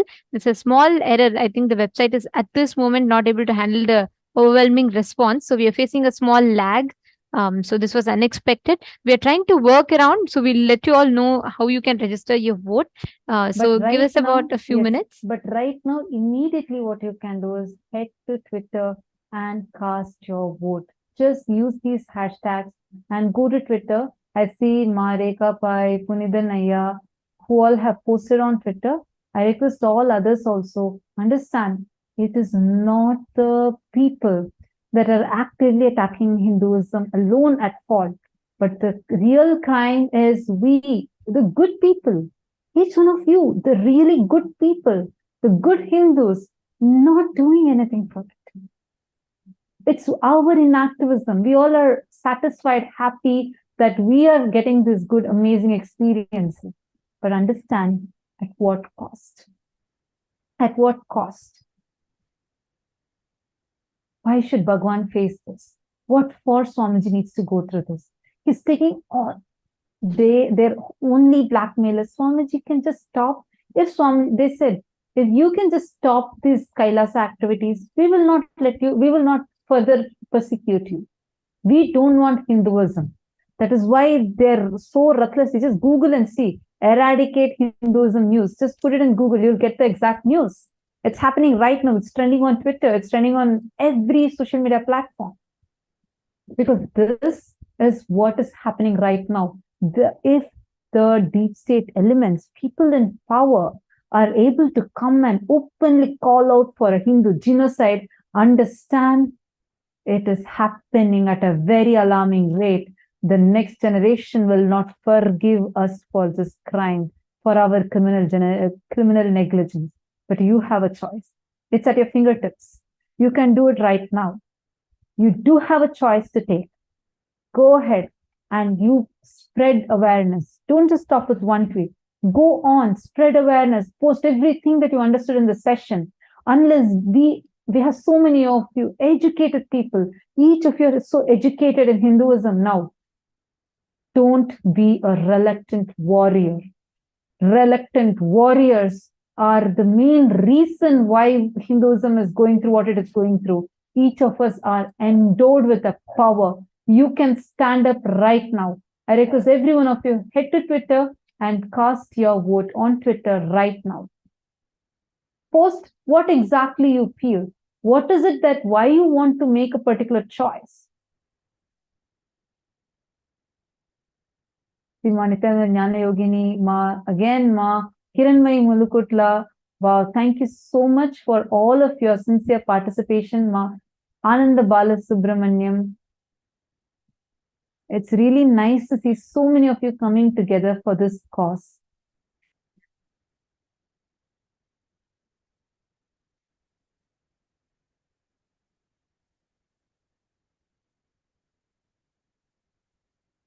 every one of you that are voicing out, understand we are setting the trend for Hindus to start start voicing for our rights. We are setting a trend for people to become a part of this beautiful space, this beautiful opportunity where Swamiji is giving voice for us Hindus to voice out. Yes. So we request every one of you to also share, and you all can continue letting people know. You all can continue sharing with people. You all can continue making other Hindus in your vicinity, your kith and kin. You can make all of them aware, and you can share this with them so they also understand. Now, as we thank all of you for your listening and for providing your listening and providing your time, this brings us all to the conclusion of this segment. And we will now be entering into the next session where we understand about one secret, or I should say, one principle that Swamiji used throughout all these attacks, persecutions. There is one factor which made Swamiji so, I will say, like, invincible. There's one thing that never makes, like, Swamiji never deters from his commitment is because of this one reason. And let us know what is that principle. Let us listen to that revelations from Swamiji now.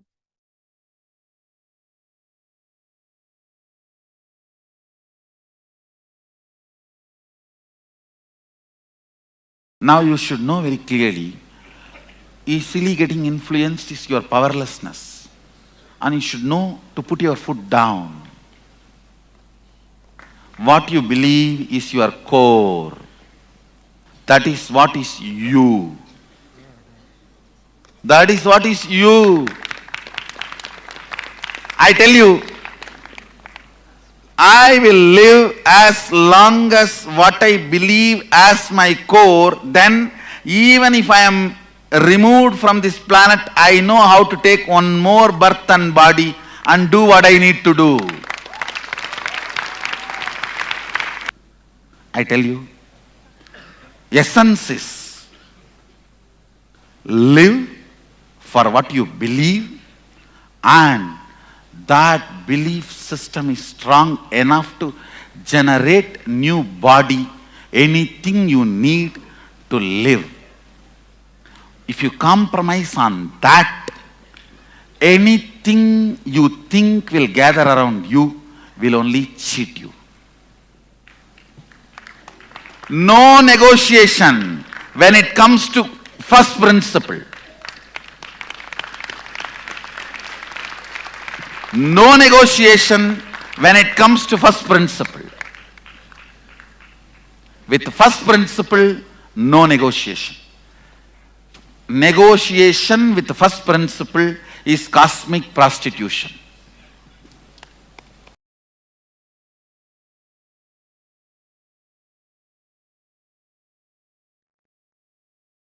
Understand, Paramashiva himself manifesting his own breathing space, manifesting is Guru, and more you align to Guru, get integrated to Guru and Guru walk, you become enlightened. Not only you become enlightened, all the side effects of the beautiful auspicious side effects of Paramashiva, his state, his space, his being, his superconsciousness, his KAILASA, all that starts manifesting around you. All that starts manifesting around you. Understand? He inhaling and exhaling.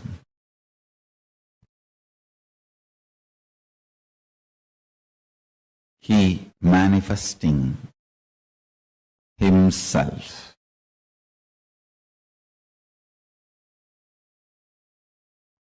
Sweetly entering into your life, sometime very swiftly, not just sweetly alone.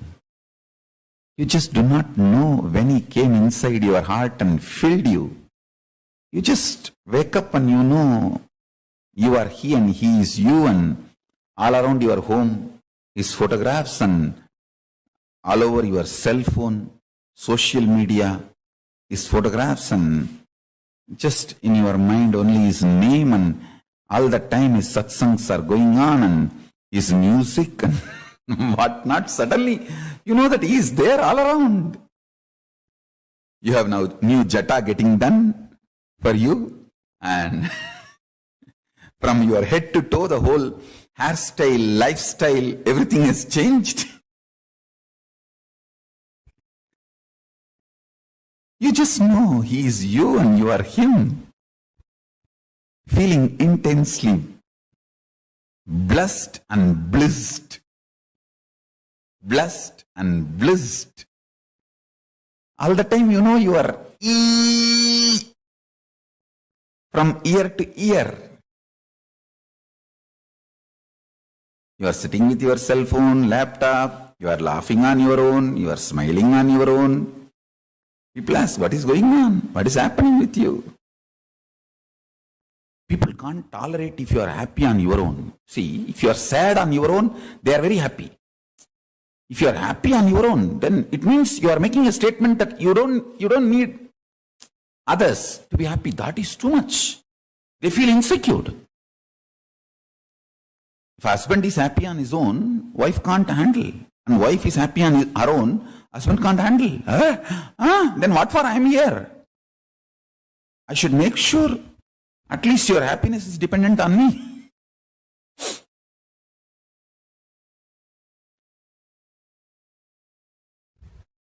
How can you be happy on your own? And all the time,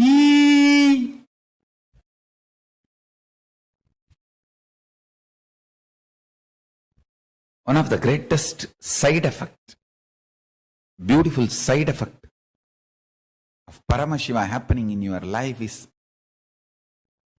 he fills you sweetly, swiftly.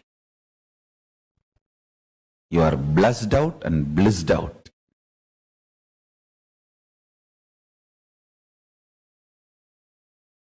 You are blessed out and blissed out.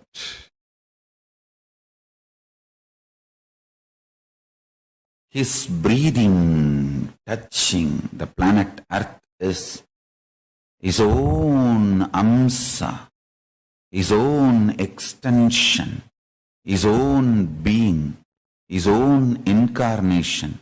He himself manifesting as Guru.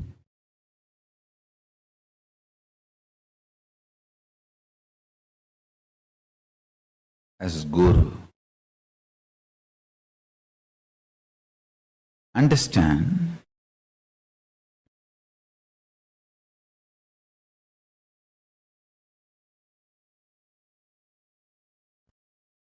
Hinduism is the living religion because it is kept alive continuously by incarnations.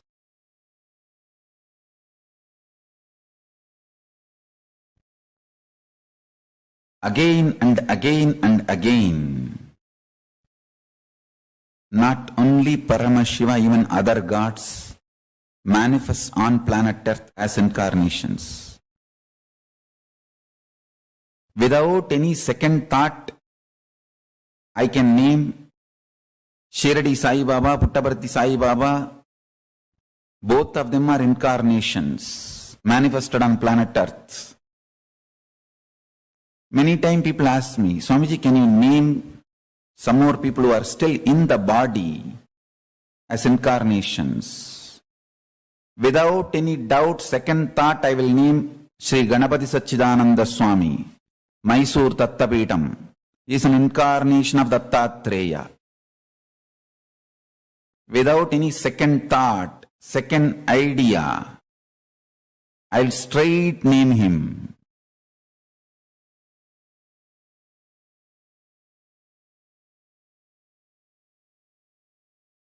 Only truth can empower you. Be empowered by the truth because it is truth.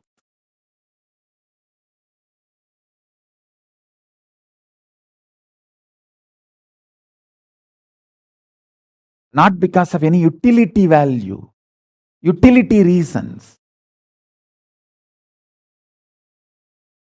Many uses you will find because of this truth is great. See, just now I said this 26 years of untiring, without boredom, tiredness, frustration, intense, excited, active, working, manifesting this truth. But even this I don't consider as the scale. I feel this as a great blessing. But tomorrow itself, if this is there or not, I won't bother. I will hold on to the truth. I am Paramashiva. Because that is truth. Whether I have this body or does not have this body, I will hold on to the truth. I am Paramashiva because that is the truth. Now I have this body. So I will be manifesting that great truth through this body. As I said, I have plans to keep this body alive, active, working, serving all of you, at least for next 150 years. And after that, when I rest this body in Paramashiva, in Nirvikalpa Samadhi, in the Videha Samadhi, Mahasamadhi, I'll just be there as Paramashiva because that is the truth. That's the highest truth. Not because it has any utility value. The highest truth has highest utility value. That is different. But beyond its utility value, I'll hold on to it because it is highest truth.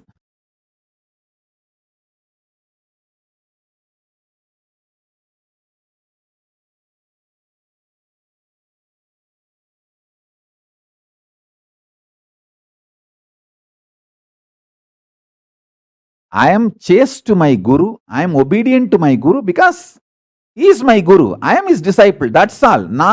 I will never have a negotiation. If you provide this, if you can do that, if you can, if we come to some via media understanding, if we can have some kind of an agreement, then I will obey you, I will listen to you. Nothing, there is no negotiation with my Guru. That's the most cheapest relationship you can have, negotiating with the Guru. Disobedience and negotiation with the Guru, non-listening with the Guru is the cheapest relationship. I can never even think of that. I am absolutely chaste to my Guru.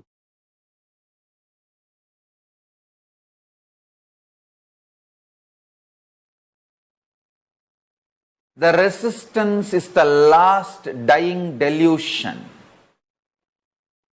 Because you entertained delusion for quite a long time, you have given so much power to your delusion for quite a long time. The delusion tries its last attempt, whether it can still possess you, it can still hold you. Delusion knows if you decide to take a jump, you are going to be blessed, showered with the trillions and zillions of times what you renounced or what you even imagined about your life. Understand, Tyaga makes you a different level being. That is too much for your delusion. So it's a crying farewell, the delusion giving for you when you decide for Tyaga. The best way to handle your delusion when it still tries to hold is ferociousness. Raise your hand and slap the delusion, if not your own face.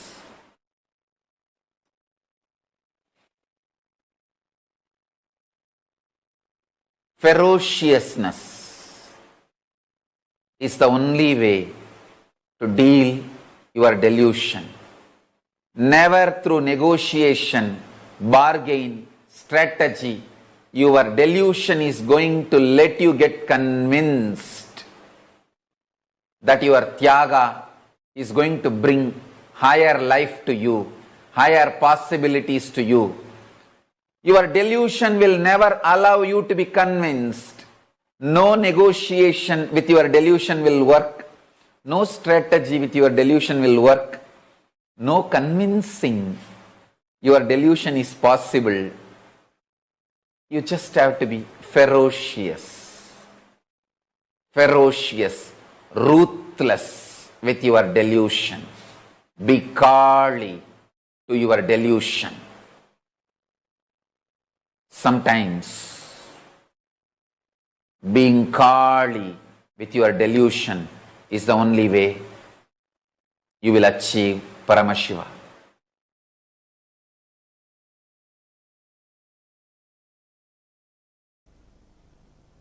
Worshipping the unknown is worship of Kali. Worshipping the unknown is worship of Vishnu. Vishnu means what? Unknown Vyakti. The Avyakta who fills the Vyakta and Avyakta is Vishnu.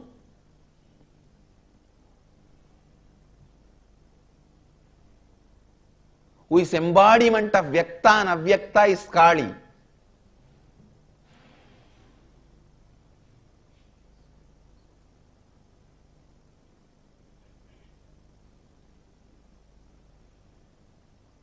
If you just complete with your fear of unknown, you will have the courage to enrich the whole world.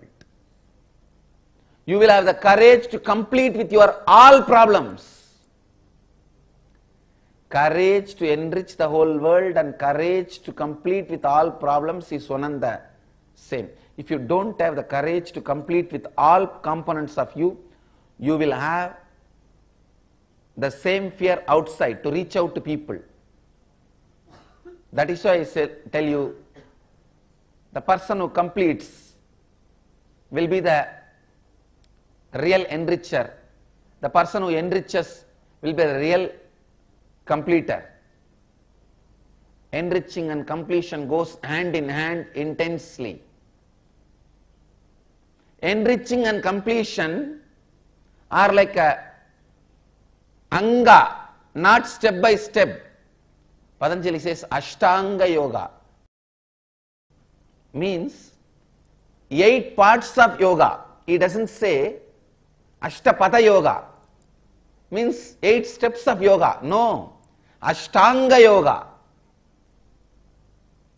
Yama, Niyama, Asana, Pranayama, all of them are different components of yoga, anga of yoga.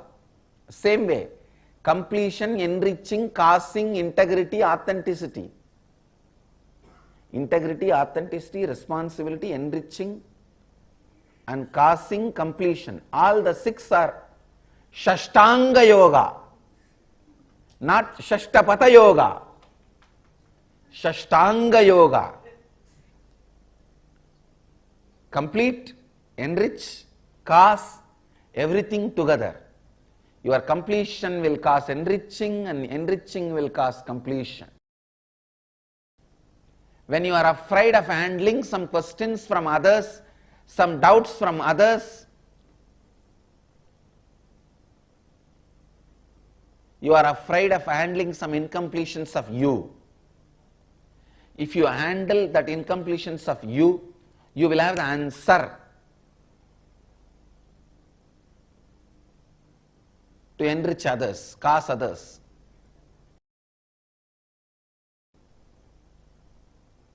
As per the Sanskrit rule, it should not be Shashtanga Yoga, it should be Shadanga Yoga. Shadanga Yoga. Integrity, authenticity, responsibility and enriching, causing, completion. I should add listening also. So, it becomes Sabdanga Yoga. All these 7 are not step by step. They are not Saptapati. They are Sapta Anga.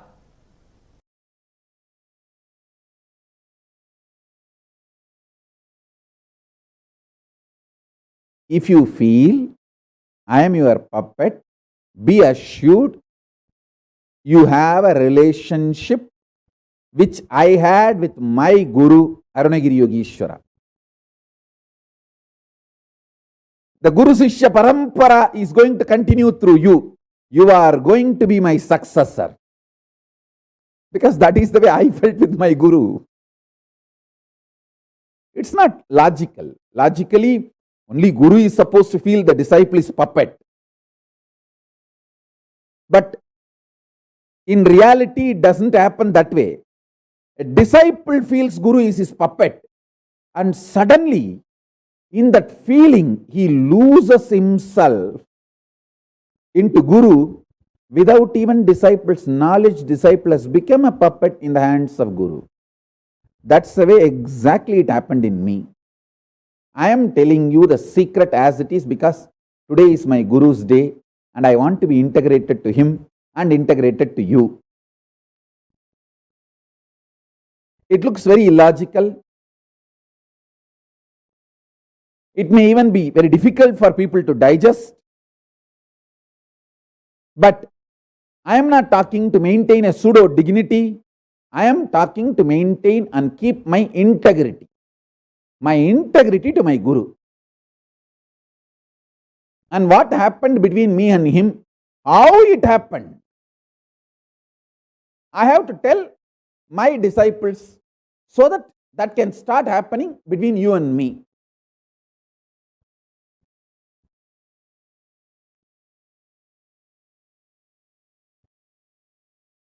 Please listen. If you read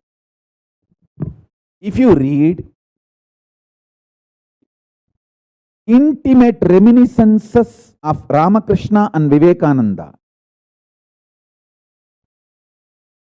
you will simply realize Ramakrishna was puppet in the hands of Vivekananda. And Vivekananda just lost himself. Without even knowing, he became puppet in the hands of Ramakrishna. Samartha Ramdas and Shivaji, Ramakrishna and Vivekananda, Aurobindo and Aurobindo mother, all this I can give as the ideal Guru-disciple relationship, where the disciple experienced Guru as the puppet in their hand, but without even their knowledge, they become puppet in the hands of Guru. So that the border, commanded, commander, commanded, these three has disappeared, dissolved. The commander, commanded, all this just disappeared.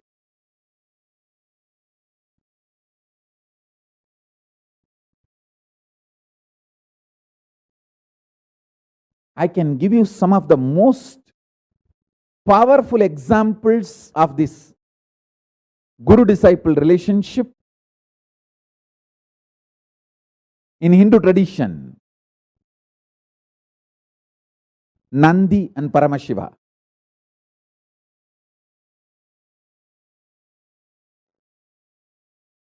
Devi Meenakshi had a disciple called Sumati.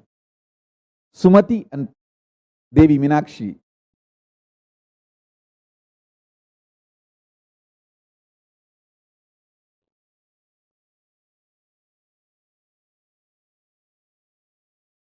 Even Krishna and Arjuna, Naranarayana.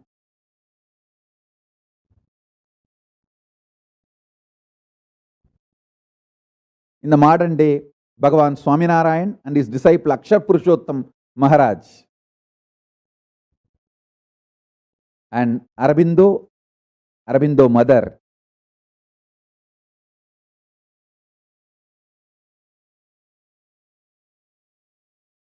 I tell you, Love can just open all gates of all lokas. Up, down. Tyaga can open only up to Tapoloka. Brahmanyana, enlightenment, can open only up to Brahmaloka. All the punyas, good actions, dana dharma you do, charity you do, yaga yajnas you do, can open only up to Swargaloka. But consciously developed love, consciously decided love, can open all 14 and beyond. That's the beauty and power of conscious love. See, I am giving you cosmic secrets. I tell you, inside your heart, deeply, secretly, if you are cherishing, I am your puppet, be assured you are my disciple, and through you, the Guru Sishya Parampara is going to continue. You are going to be the living stream of me. Whoever feels I am your puppet, you can be rest assured you are inheritor of Paramashiva. And what I got from my Guru, Arunagiri Yogishwara, you are going to receive through me. And you are going to continue this Guru Sishya Parampara. Not just getting enlightenment, not just getting powers. You are just going to be inheritor of everything, of me. What I got from my Guru, Arunagiri Yogishwara, everything. Because I felt Arunagiri Yogishwara is my puppy love and puppet love.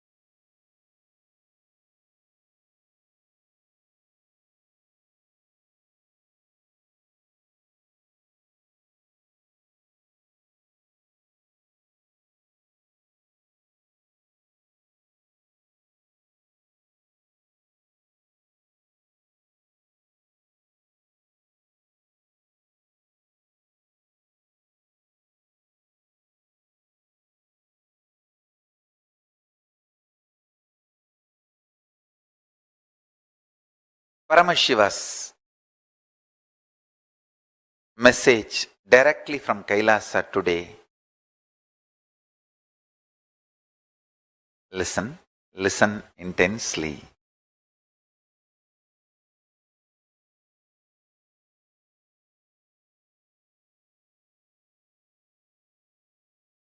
Having broad space keeps you absolutely integrated.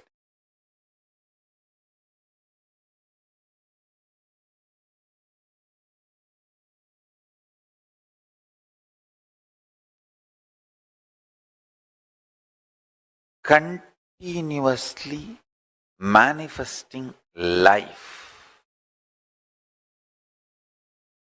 Manifesting life is manifesting powers.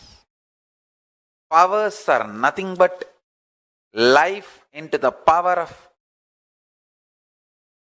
3. Life into the power of 2, like a life square, is bliss. Life cube, life into the power of 3 is powers.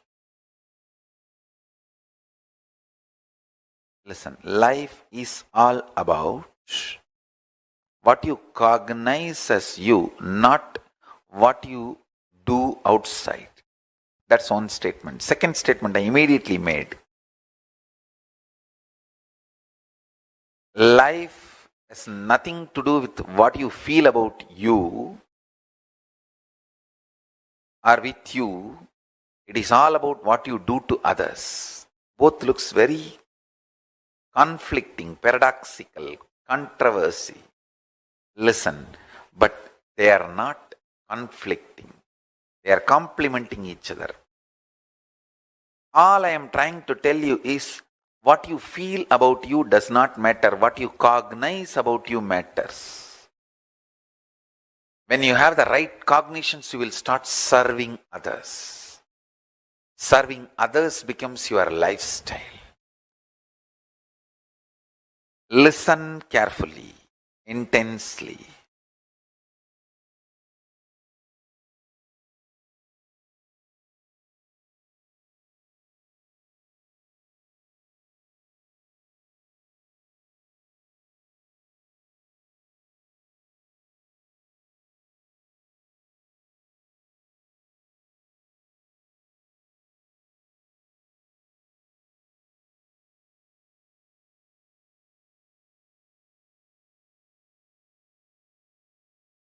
What you are going to powerfully cognize about you decisively, that matters. For example, you decide, I am now going to feel I am only powerful God, Paramashiva, who has absolute power over my inner space and power over my outer reality.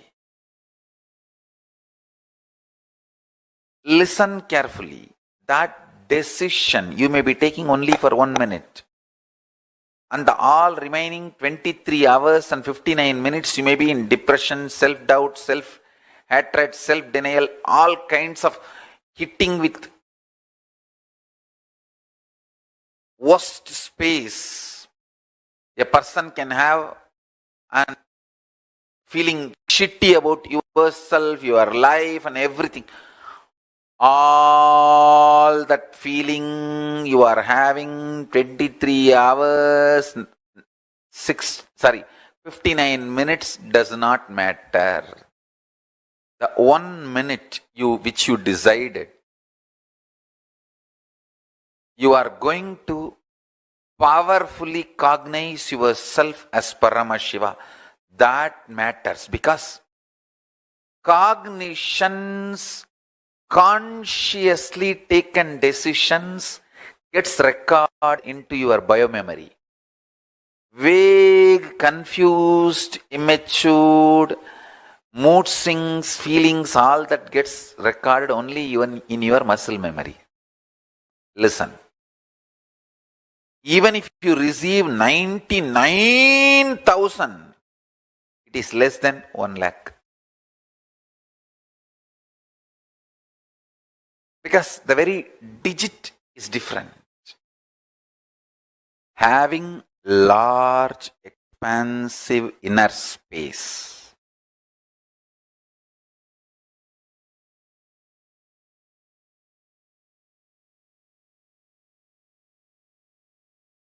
makes you manifest life in tremendous depth, maturity. I'll give you one simple.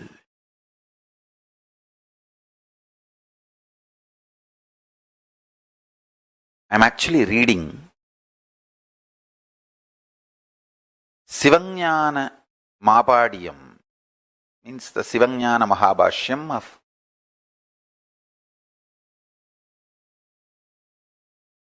the Sivajnana Bodham. Originally the book is in Rauravagama. Paramashiva, Nilaganda, Sriganda Paramashiva is teaching it to Nandi. It is translated by Meigandathevar in Tamil, Sri Meigandar, Meigandathevar in Tamil, who revived Kanchi Kailasa Sarvagnya Peetam. If you internalize, grasp, chew, and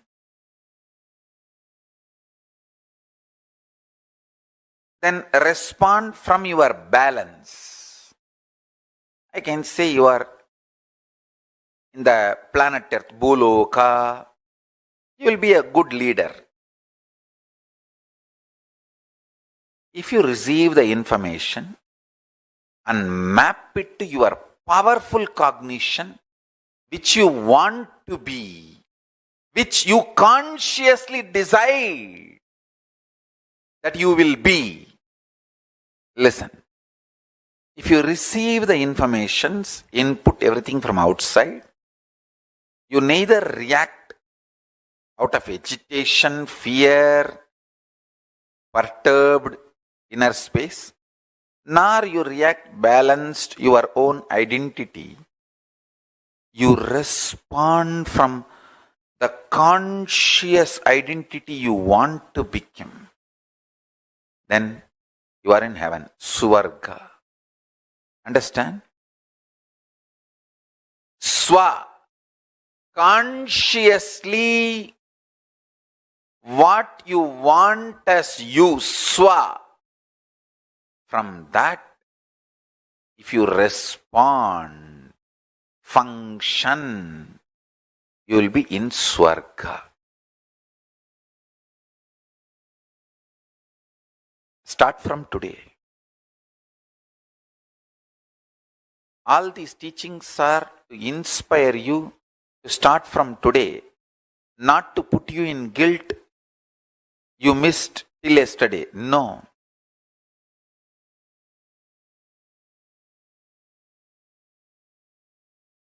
People say, oh, such great teachings I will missed all these years. That is okay. Now start. Internalize this one truth. Now, whatever from the beginning of the satsang I said, having large inner space will make you manifest love. Actually, love is nothing but able to accommodate everyone. Paramashiva is highly accommodative. Understand? I am highly accommodative, but absolutely integrated. That is where the whole problem is. So I allow everyone into the Sangha, but they are not ready to be accommodative about integrity. Understand? I am accommodative for all, but they are not ready to be accommodating integrity into them. Listen. I am absolutely accommodative about everyone and everything.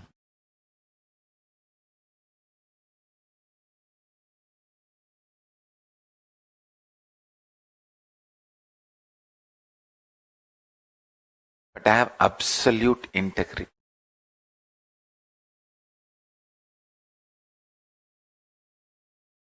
Life is that. Being accommodative, absolutely loving,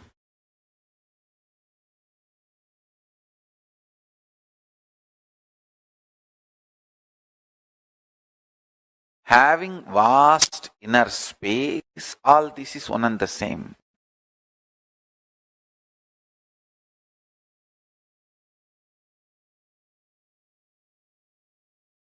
What you cognize about yourself matters, not what you feel about yourself. Because what you cognize about yourself consciously burns away, destroys absolutely what you feel about you. Listen. Consciously, if you practice the powerful cognition, in 2-3 months you will even forget your old identity. ability to forget your old identity is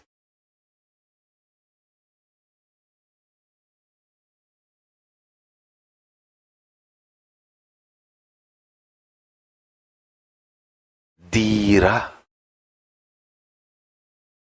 boldness.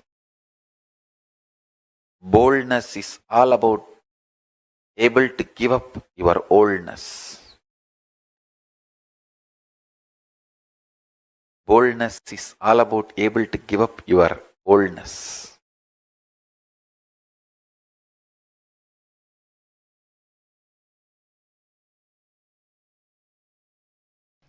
Pretya smallokat amrita bhavanti. Dhiras who micromanage the inner space are dhiras. Dhira means who is not stuck in any pattern inside.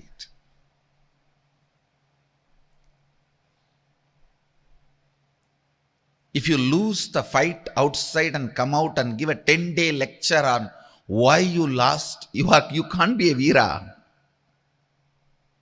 Nobody is interested in giving you any respect by listening to your lecture. Oh, it was too hot and I always feel energetic in the AC and cold area, but in hot, I lose my sense and control. I was so irritated.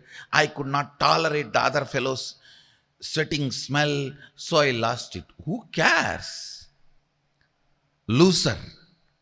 Even if he gives 10-day lecture on the reasons why he lost, he's not going to get the title Veeraha. He's not going to be Veeraha. Dhira means who conquered inner space, who micromanages inner space, who looks into every thought current, thought pattern. Understand? Any problem persists because you are not interested in micromanaging certain thought currents in you, certain pattern currents in you. Understand? Even body needs to be healed. If your body is not cooperating with you for waking up in the morning, it is sick. It is entertaining certain blind spots. Don't let that happen in you. You need to address it. You need to heal it. You need to cure it. Most subtlest patterns do not expose themselves as patterns to you. They try to convince you, you are them.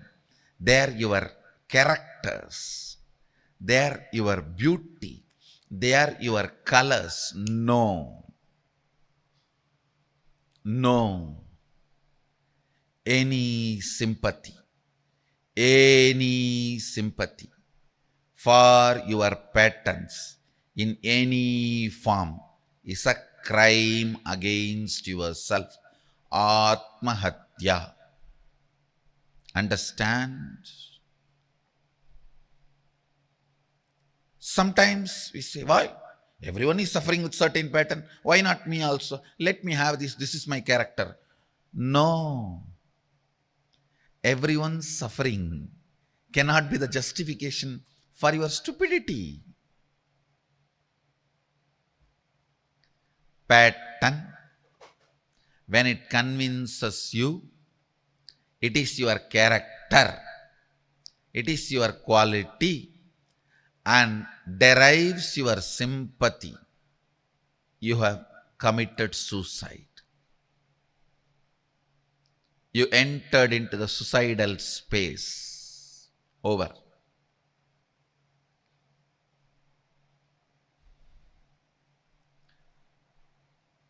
Most. Listen to this word. Most stupid.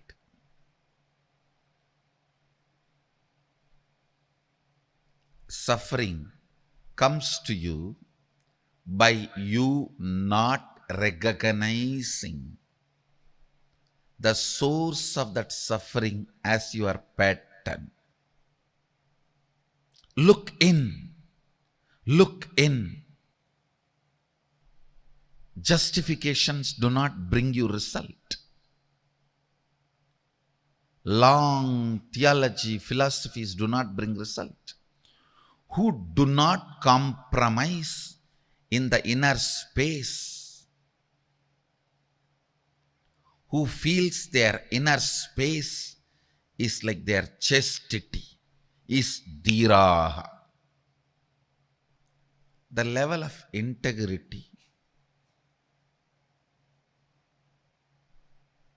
the way you micromanage your inner space, that makes you dhiraha. That makes you dhiraha. Here, Upanishad declares, dhiras are those who discover the ear of the ear, mind of the mind, speech of the speech, prana of the prana, and realizing that they achieve the immortal, eternal, amrita bhavanti. They achieve immortal and eternal. Contemplate.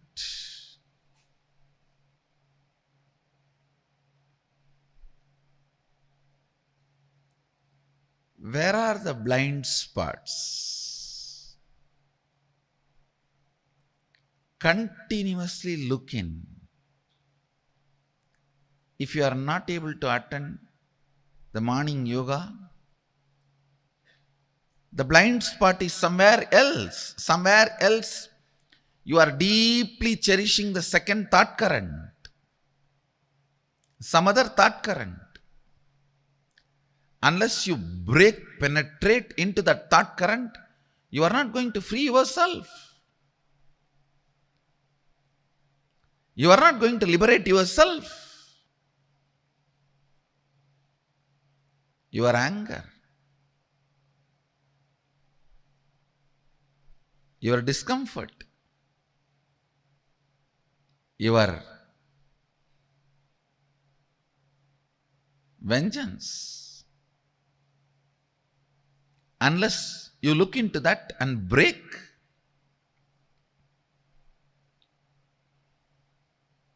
you are not going to become dhiraha. And life is only worth living when you become dhiraha.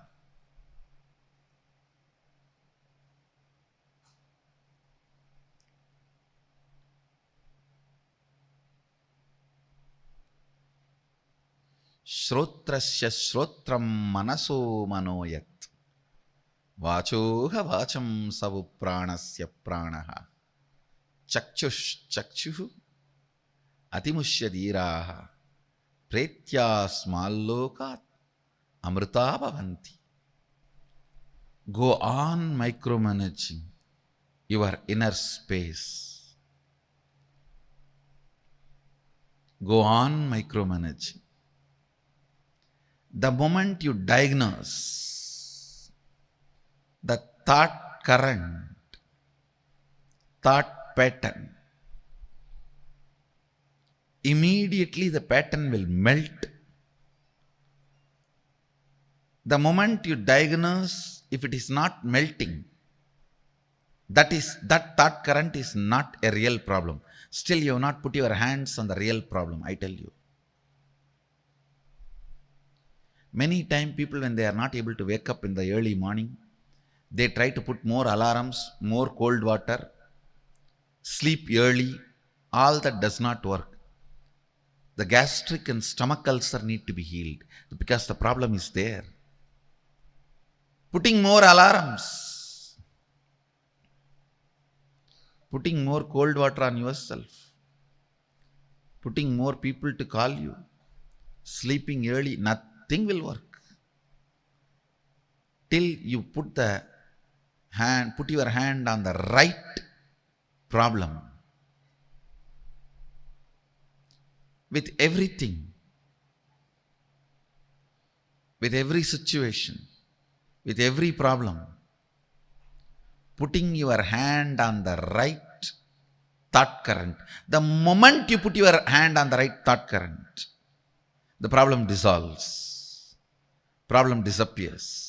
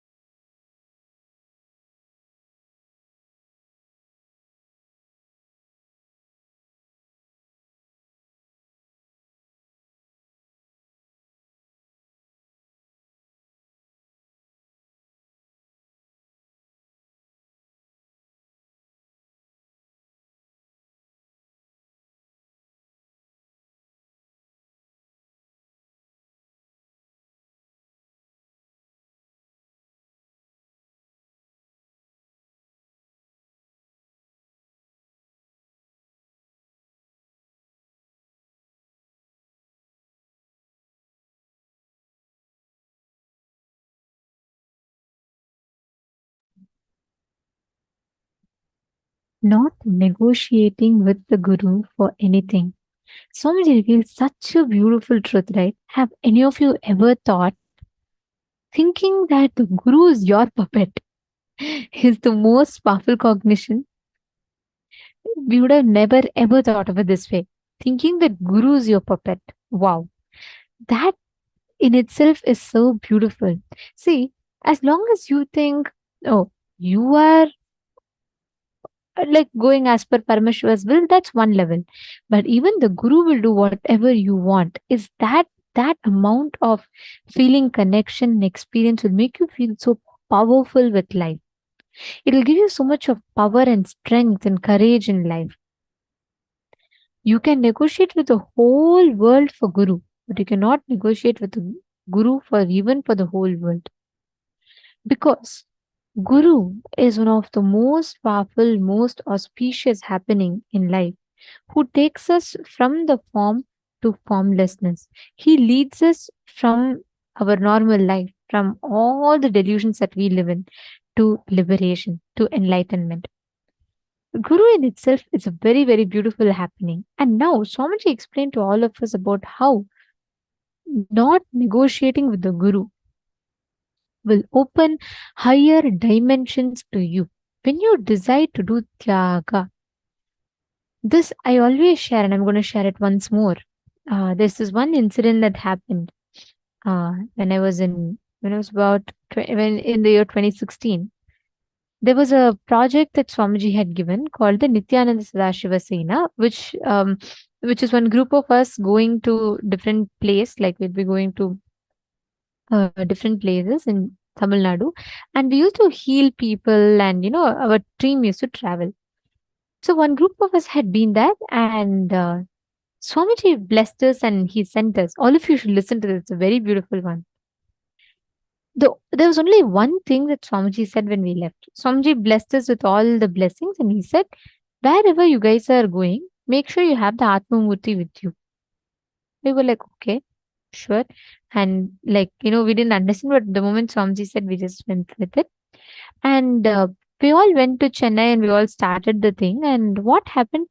There were we all used to go as different teams, right? There were 3 teams first. There was this one group alone which was extremely sincere about that Guru Vak. They would not remove the Atma Murti from the car no matter what happened. Even while washing the car, they wouldn't remove. And this group was so sincere with it, they will keep it always. And all the rest of us, we did follow it, of course. We didn't not do it, but the sincerity or the extent with which we did was, it was not we became casual saying, okay, if it's just nearby, why keep it and all of that. You all should listen to the way I learned this, and it was a very powerful lesson for me. I can never forget. This team that was keeping the Atma Murti very sincerely, they were so sincere with it, even when they washed the car, they would not remove the Atma Murti out. So one day, what happened? This team had been to a visit, they went to one place to do healing, and on their way back, they were coming through a slope, okay, downhill, and their car lost the brake wire connection. 7 of them went into the car, and the car was coming in high speed, and the car lost all the brake wire connections. It was not working. Brake was not working. And the car at high speed came and rammed into a standing truck. It was so bad that the entire front portion of the car was completely crumbled. It was a very bad accident. And 7 of them inside the car, and we didn't know this. And about 10 minutes or so, we got a call from one of the person inside the car. But to our surprise, she was laughing. Laughing meaning she was in bliss. She was in joy. We first heard what happened. We were freaking out. Oh my God, are you all fine? 7 of you in the car in such a bad accident. She even sent us the pictures. She said such a beautiful thing. They all had the Atma Murti. This car I'm talking about is the very same car that used to keep the Atma Murti. Even for washing the car, they used to not remove the Atma Murti. So what happened was, this team, they said the 7 of them, when they were sitting in the car, and the car rammed into the van, the Atma Murti flew to the front. It was in the back seat. The Atmamurti, like just came and fell on the front, and it broke in exact 7 pieces. It's not a coincidence. There were exactly 7 people inside the car. The Atmamurti broke in 7 pieces, and that was in the last back seat. And only that of all the other objects flew to the front, and it just crashed. When the front portion of the car was completely crumbled, this Atmamurti crashed exactly in 7 pieces, and it broke. And all the glass from the windshield, everything got attracted into the Paduka. So all of them fell in the Padukas. So all the 7 people sitting inside, even the airbag didn't release. But all the 7 people sitting inside the car came out without a single scratch. There was not even a scratch on them. Like, they were all absolutely normal. For an accident of that sort, they would have had, and anything could have happened to them. But nothing happened. They were all completely fine, not even a single scratch. They were all in tears of gratitude.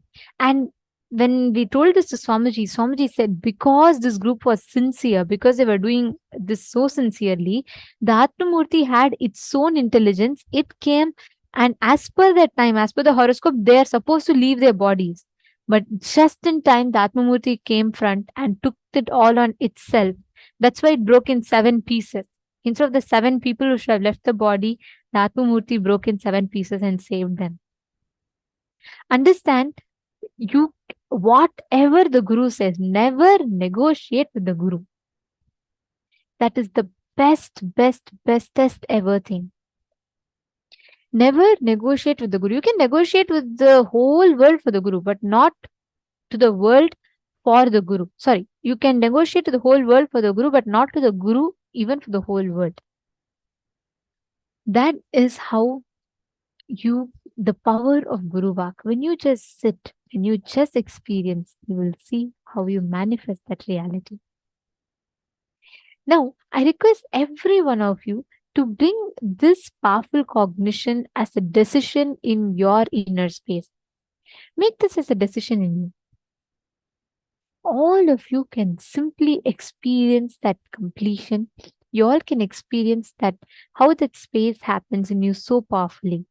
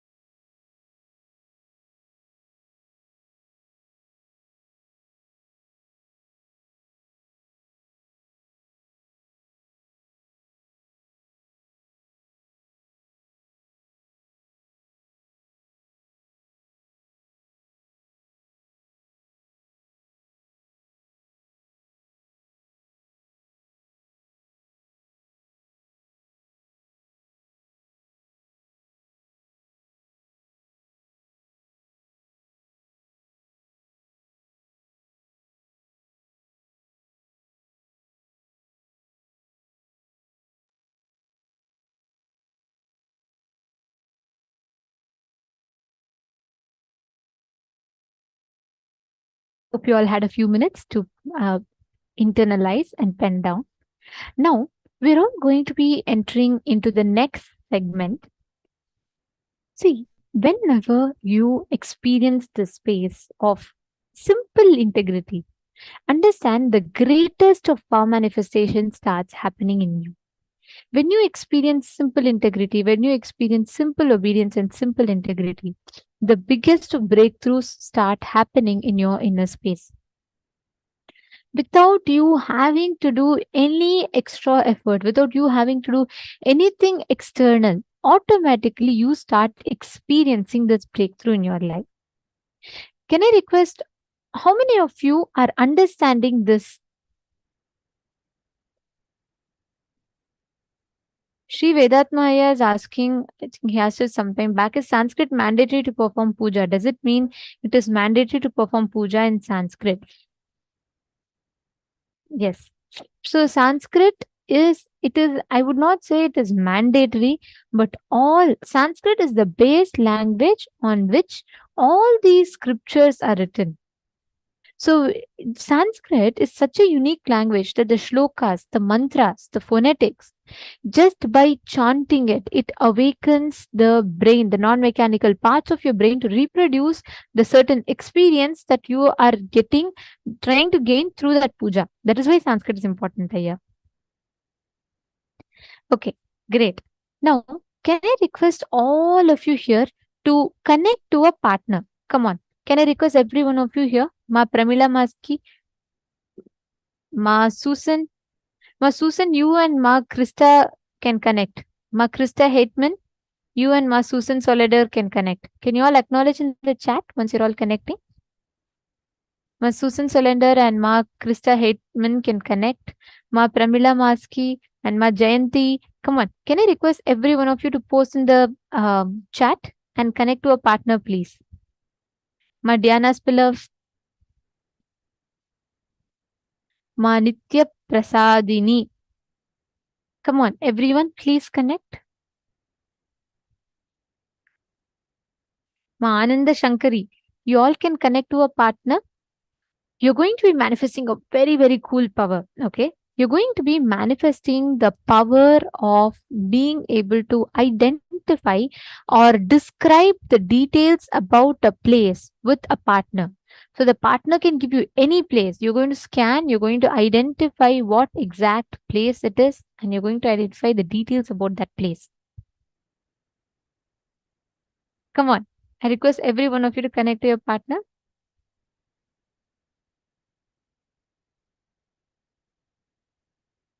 Hongli Wong is looking for a partner. Can I please request all of you to connect? You all can post in the chat. Come on, Ma. I'm seeing so many here in this room.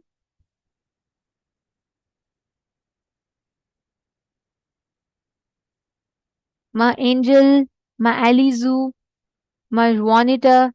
Ma Juanita, you can connect. Ma Wigsu.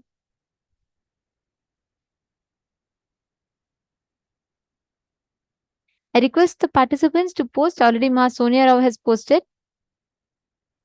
Ma Donna. Ma Donna, maybe you can connect with Ma Sonia Rao. Ma Donna and Ma Sonia Rao can manifest. Ma Joyce Leong. Can I request all of you to please come on the chat? Please post and you all can connect with the partner. I'm waiting for every one of you to connect to the partner. There's no audio. Nithyananda, I'm seeing participants are posting there's no audio. Are you all able to hear?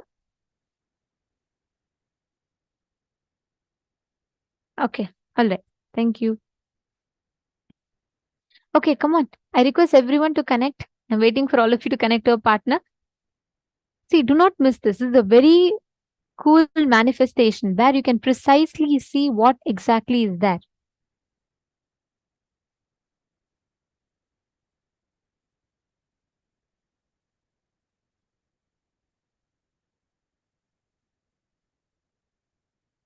Yes. Ma Sonia Rao, you're asking me to scan your brass Shivalinga. Okay, interesting. I'll do that, Ma. Let's manifest.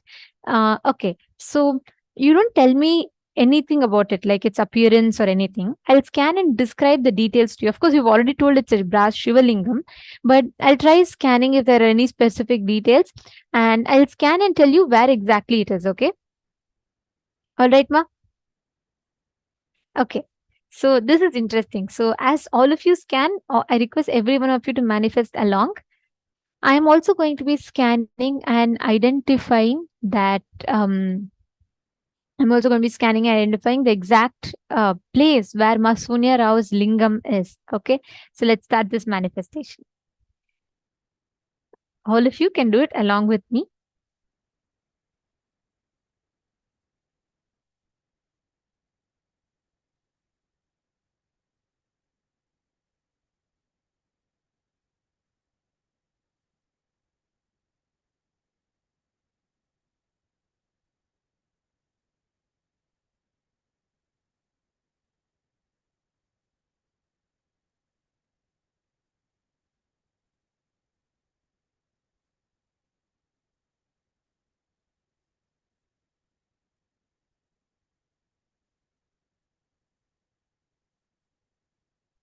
All of you can manifest, just chant the Mahavakya and connect to Swamiji, and all of you can manifest now as Nithyananda is manifesting.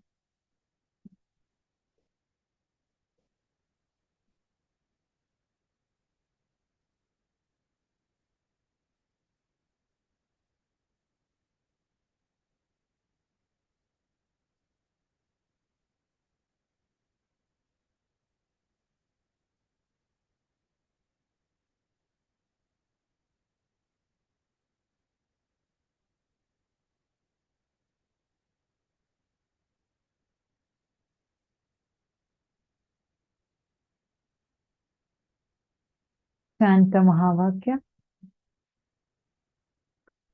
Okay, Masunya Rao, the first thing that I saw the moment I scanned is firstly, I'll just tell you some identification of the lingam that I'm seeing. So it's like a typical lingam, but on the, like, there's a tilak kind of a drawing in the center. Like I couldn't see the precise design, but I could see something like, like flat lines, and not exactly like a pattai to be precise, but there's some like a line, and then there's some elevation, and the design continues like that.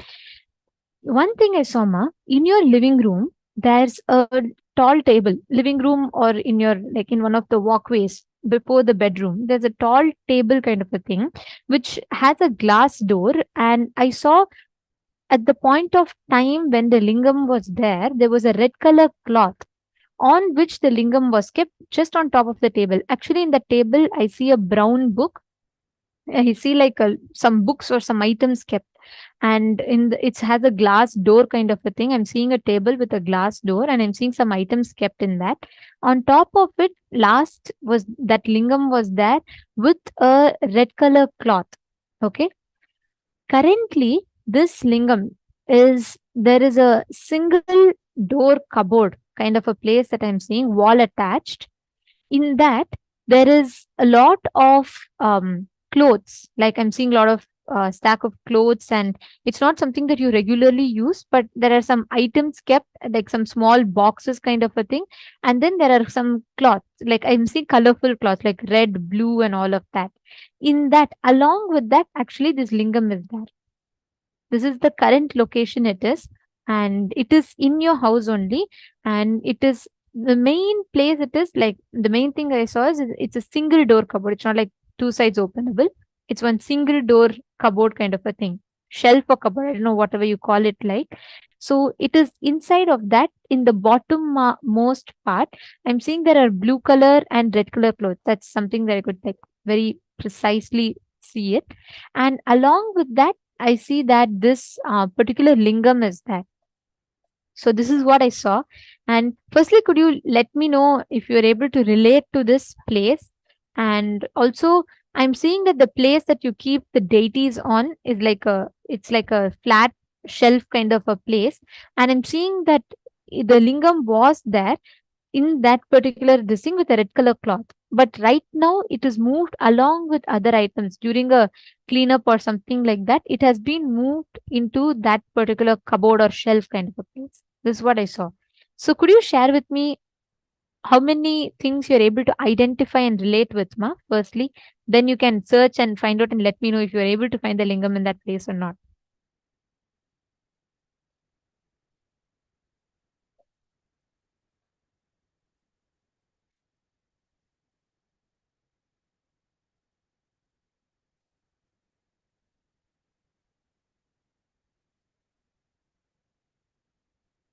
Go ahead, put whatever doubts you have, you post it.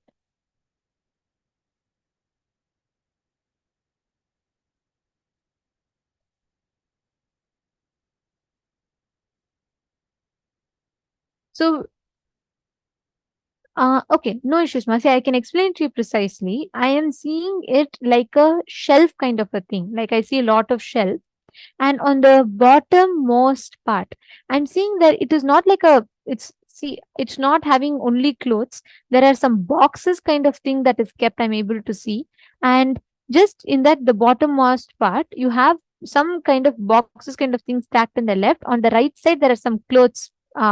Just like some pieces of cloth, I would say, red and blue color. Along with that, this is there. And it is one door. It's not like two door. Okay, that detail I didn't scan. You're asking if it's in your mom's room. I didn't scan in that particular detail. But is there a place like where you have the cupboard? Yes, one glass door. That's right. That's as I had explained that. So that's the place it is in. Why don't you go ahead and check right now and let me know? And all the others, come on, please continue manifesting. Scan, you'll be able to precisely see. Oh, it's in your house. You're not in your house at this moment. But are you able to identify a place like that? A glass single door?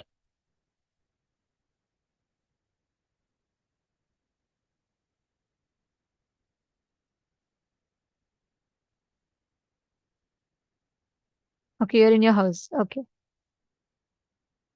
Let me know. Why don't you check and let me know?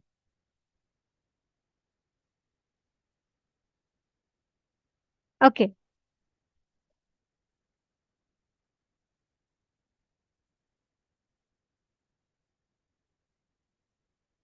Thank you, ma. Actually, if you could check now, I can scan more and tell me. It's always fun doing this, and you will be able to precisely identify as well.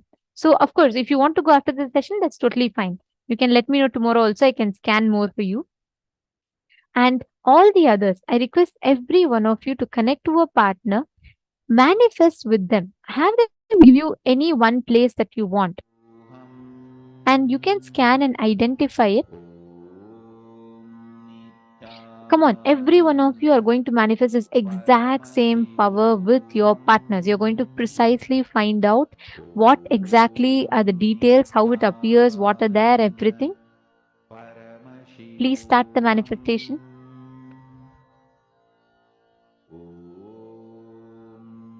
Nithyananda Paramashivoham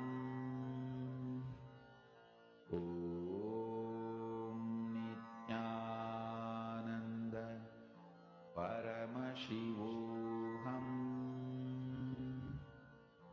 Om Nithyananda Paramashivoham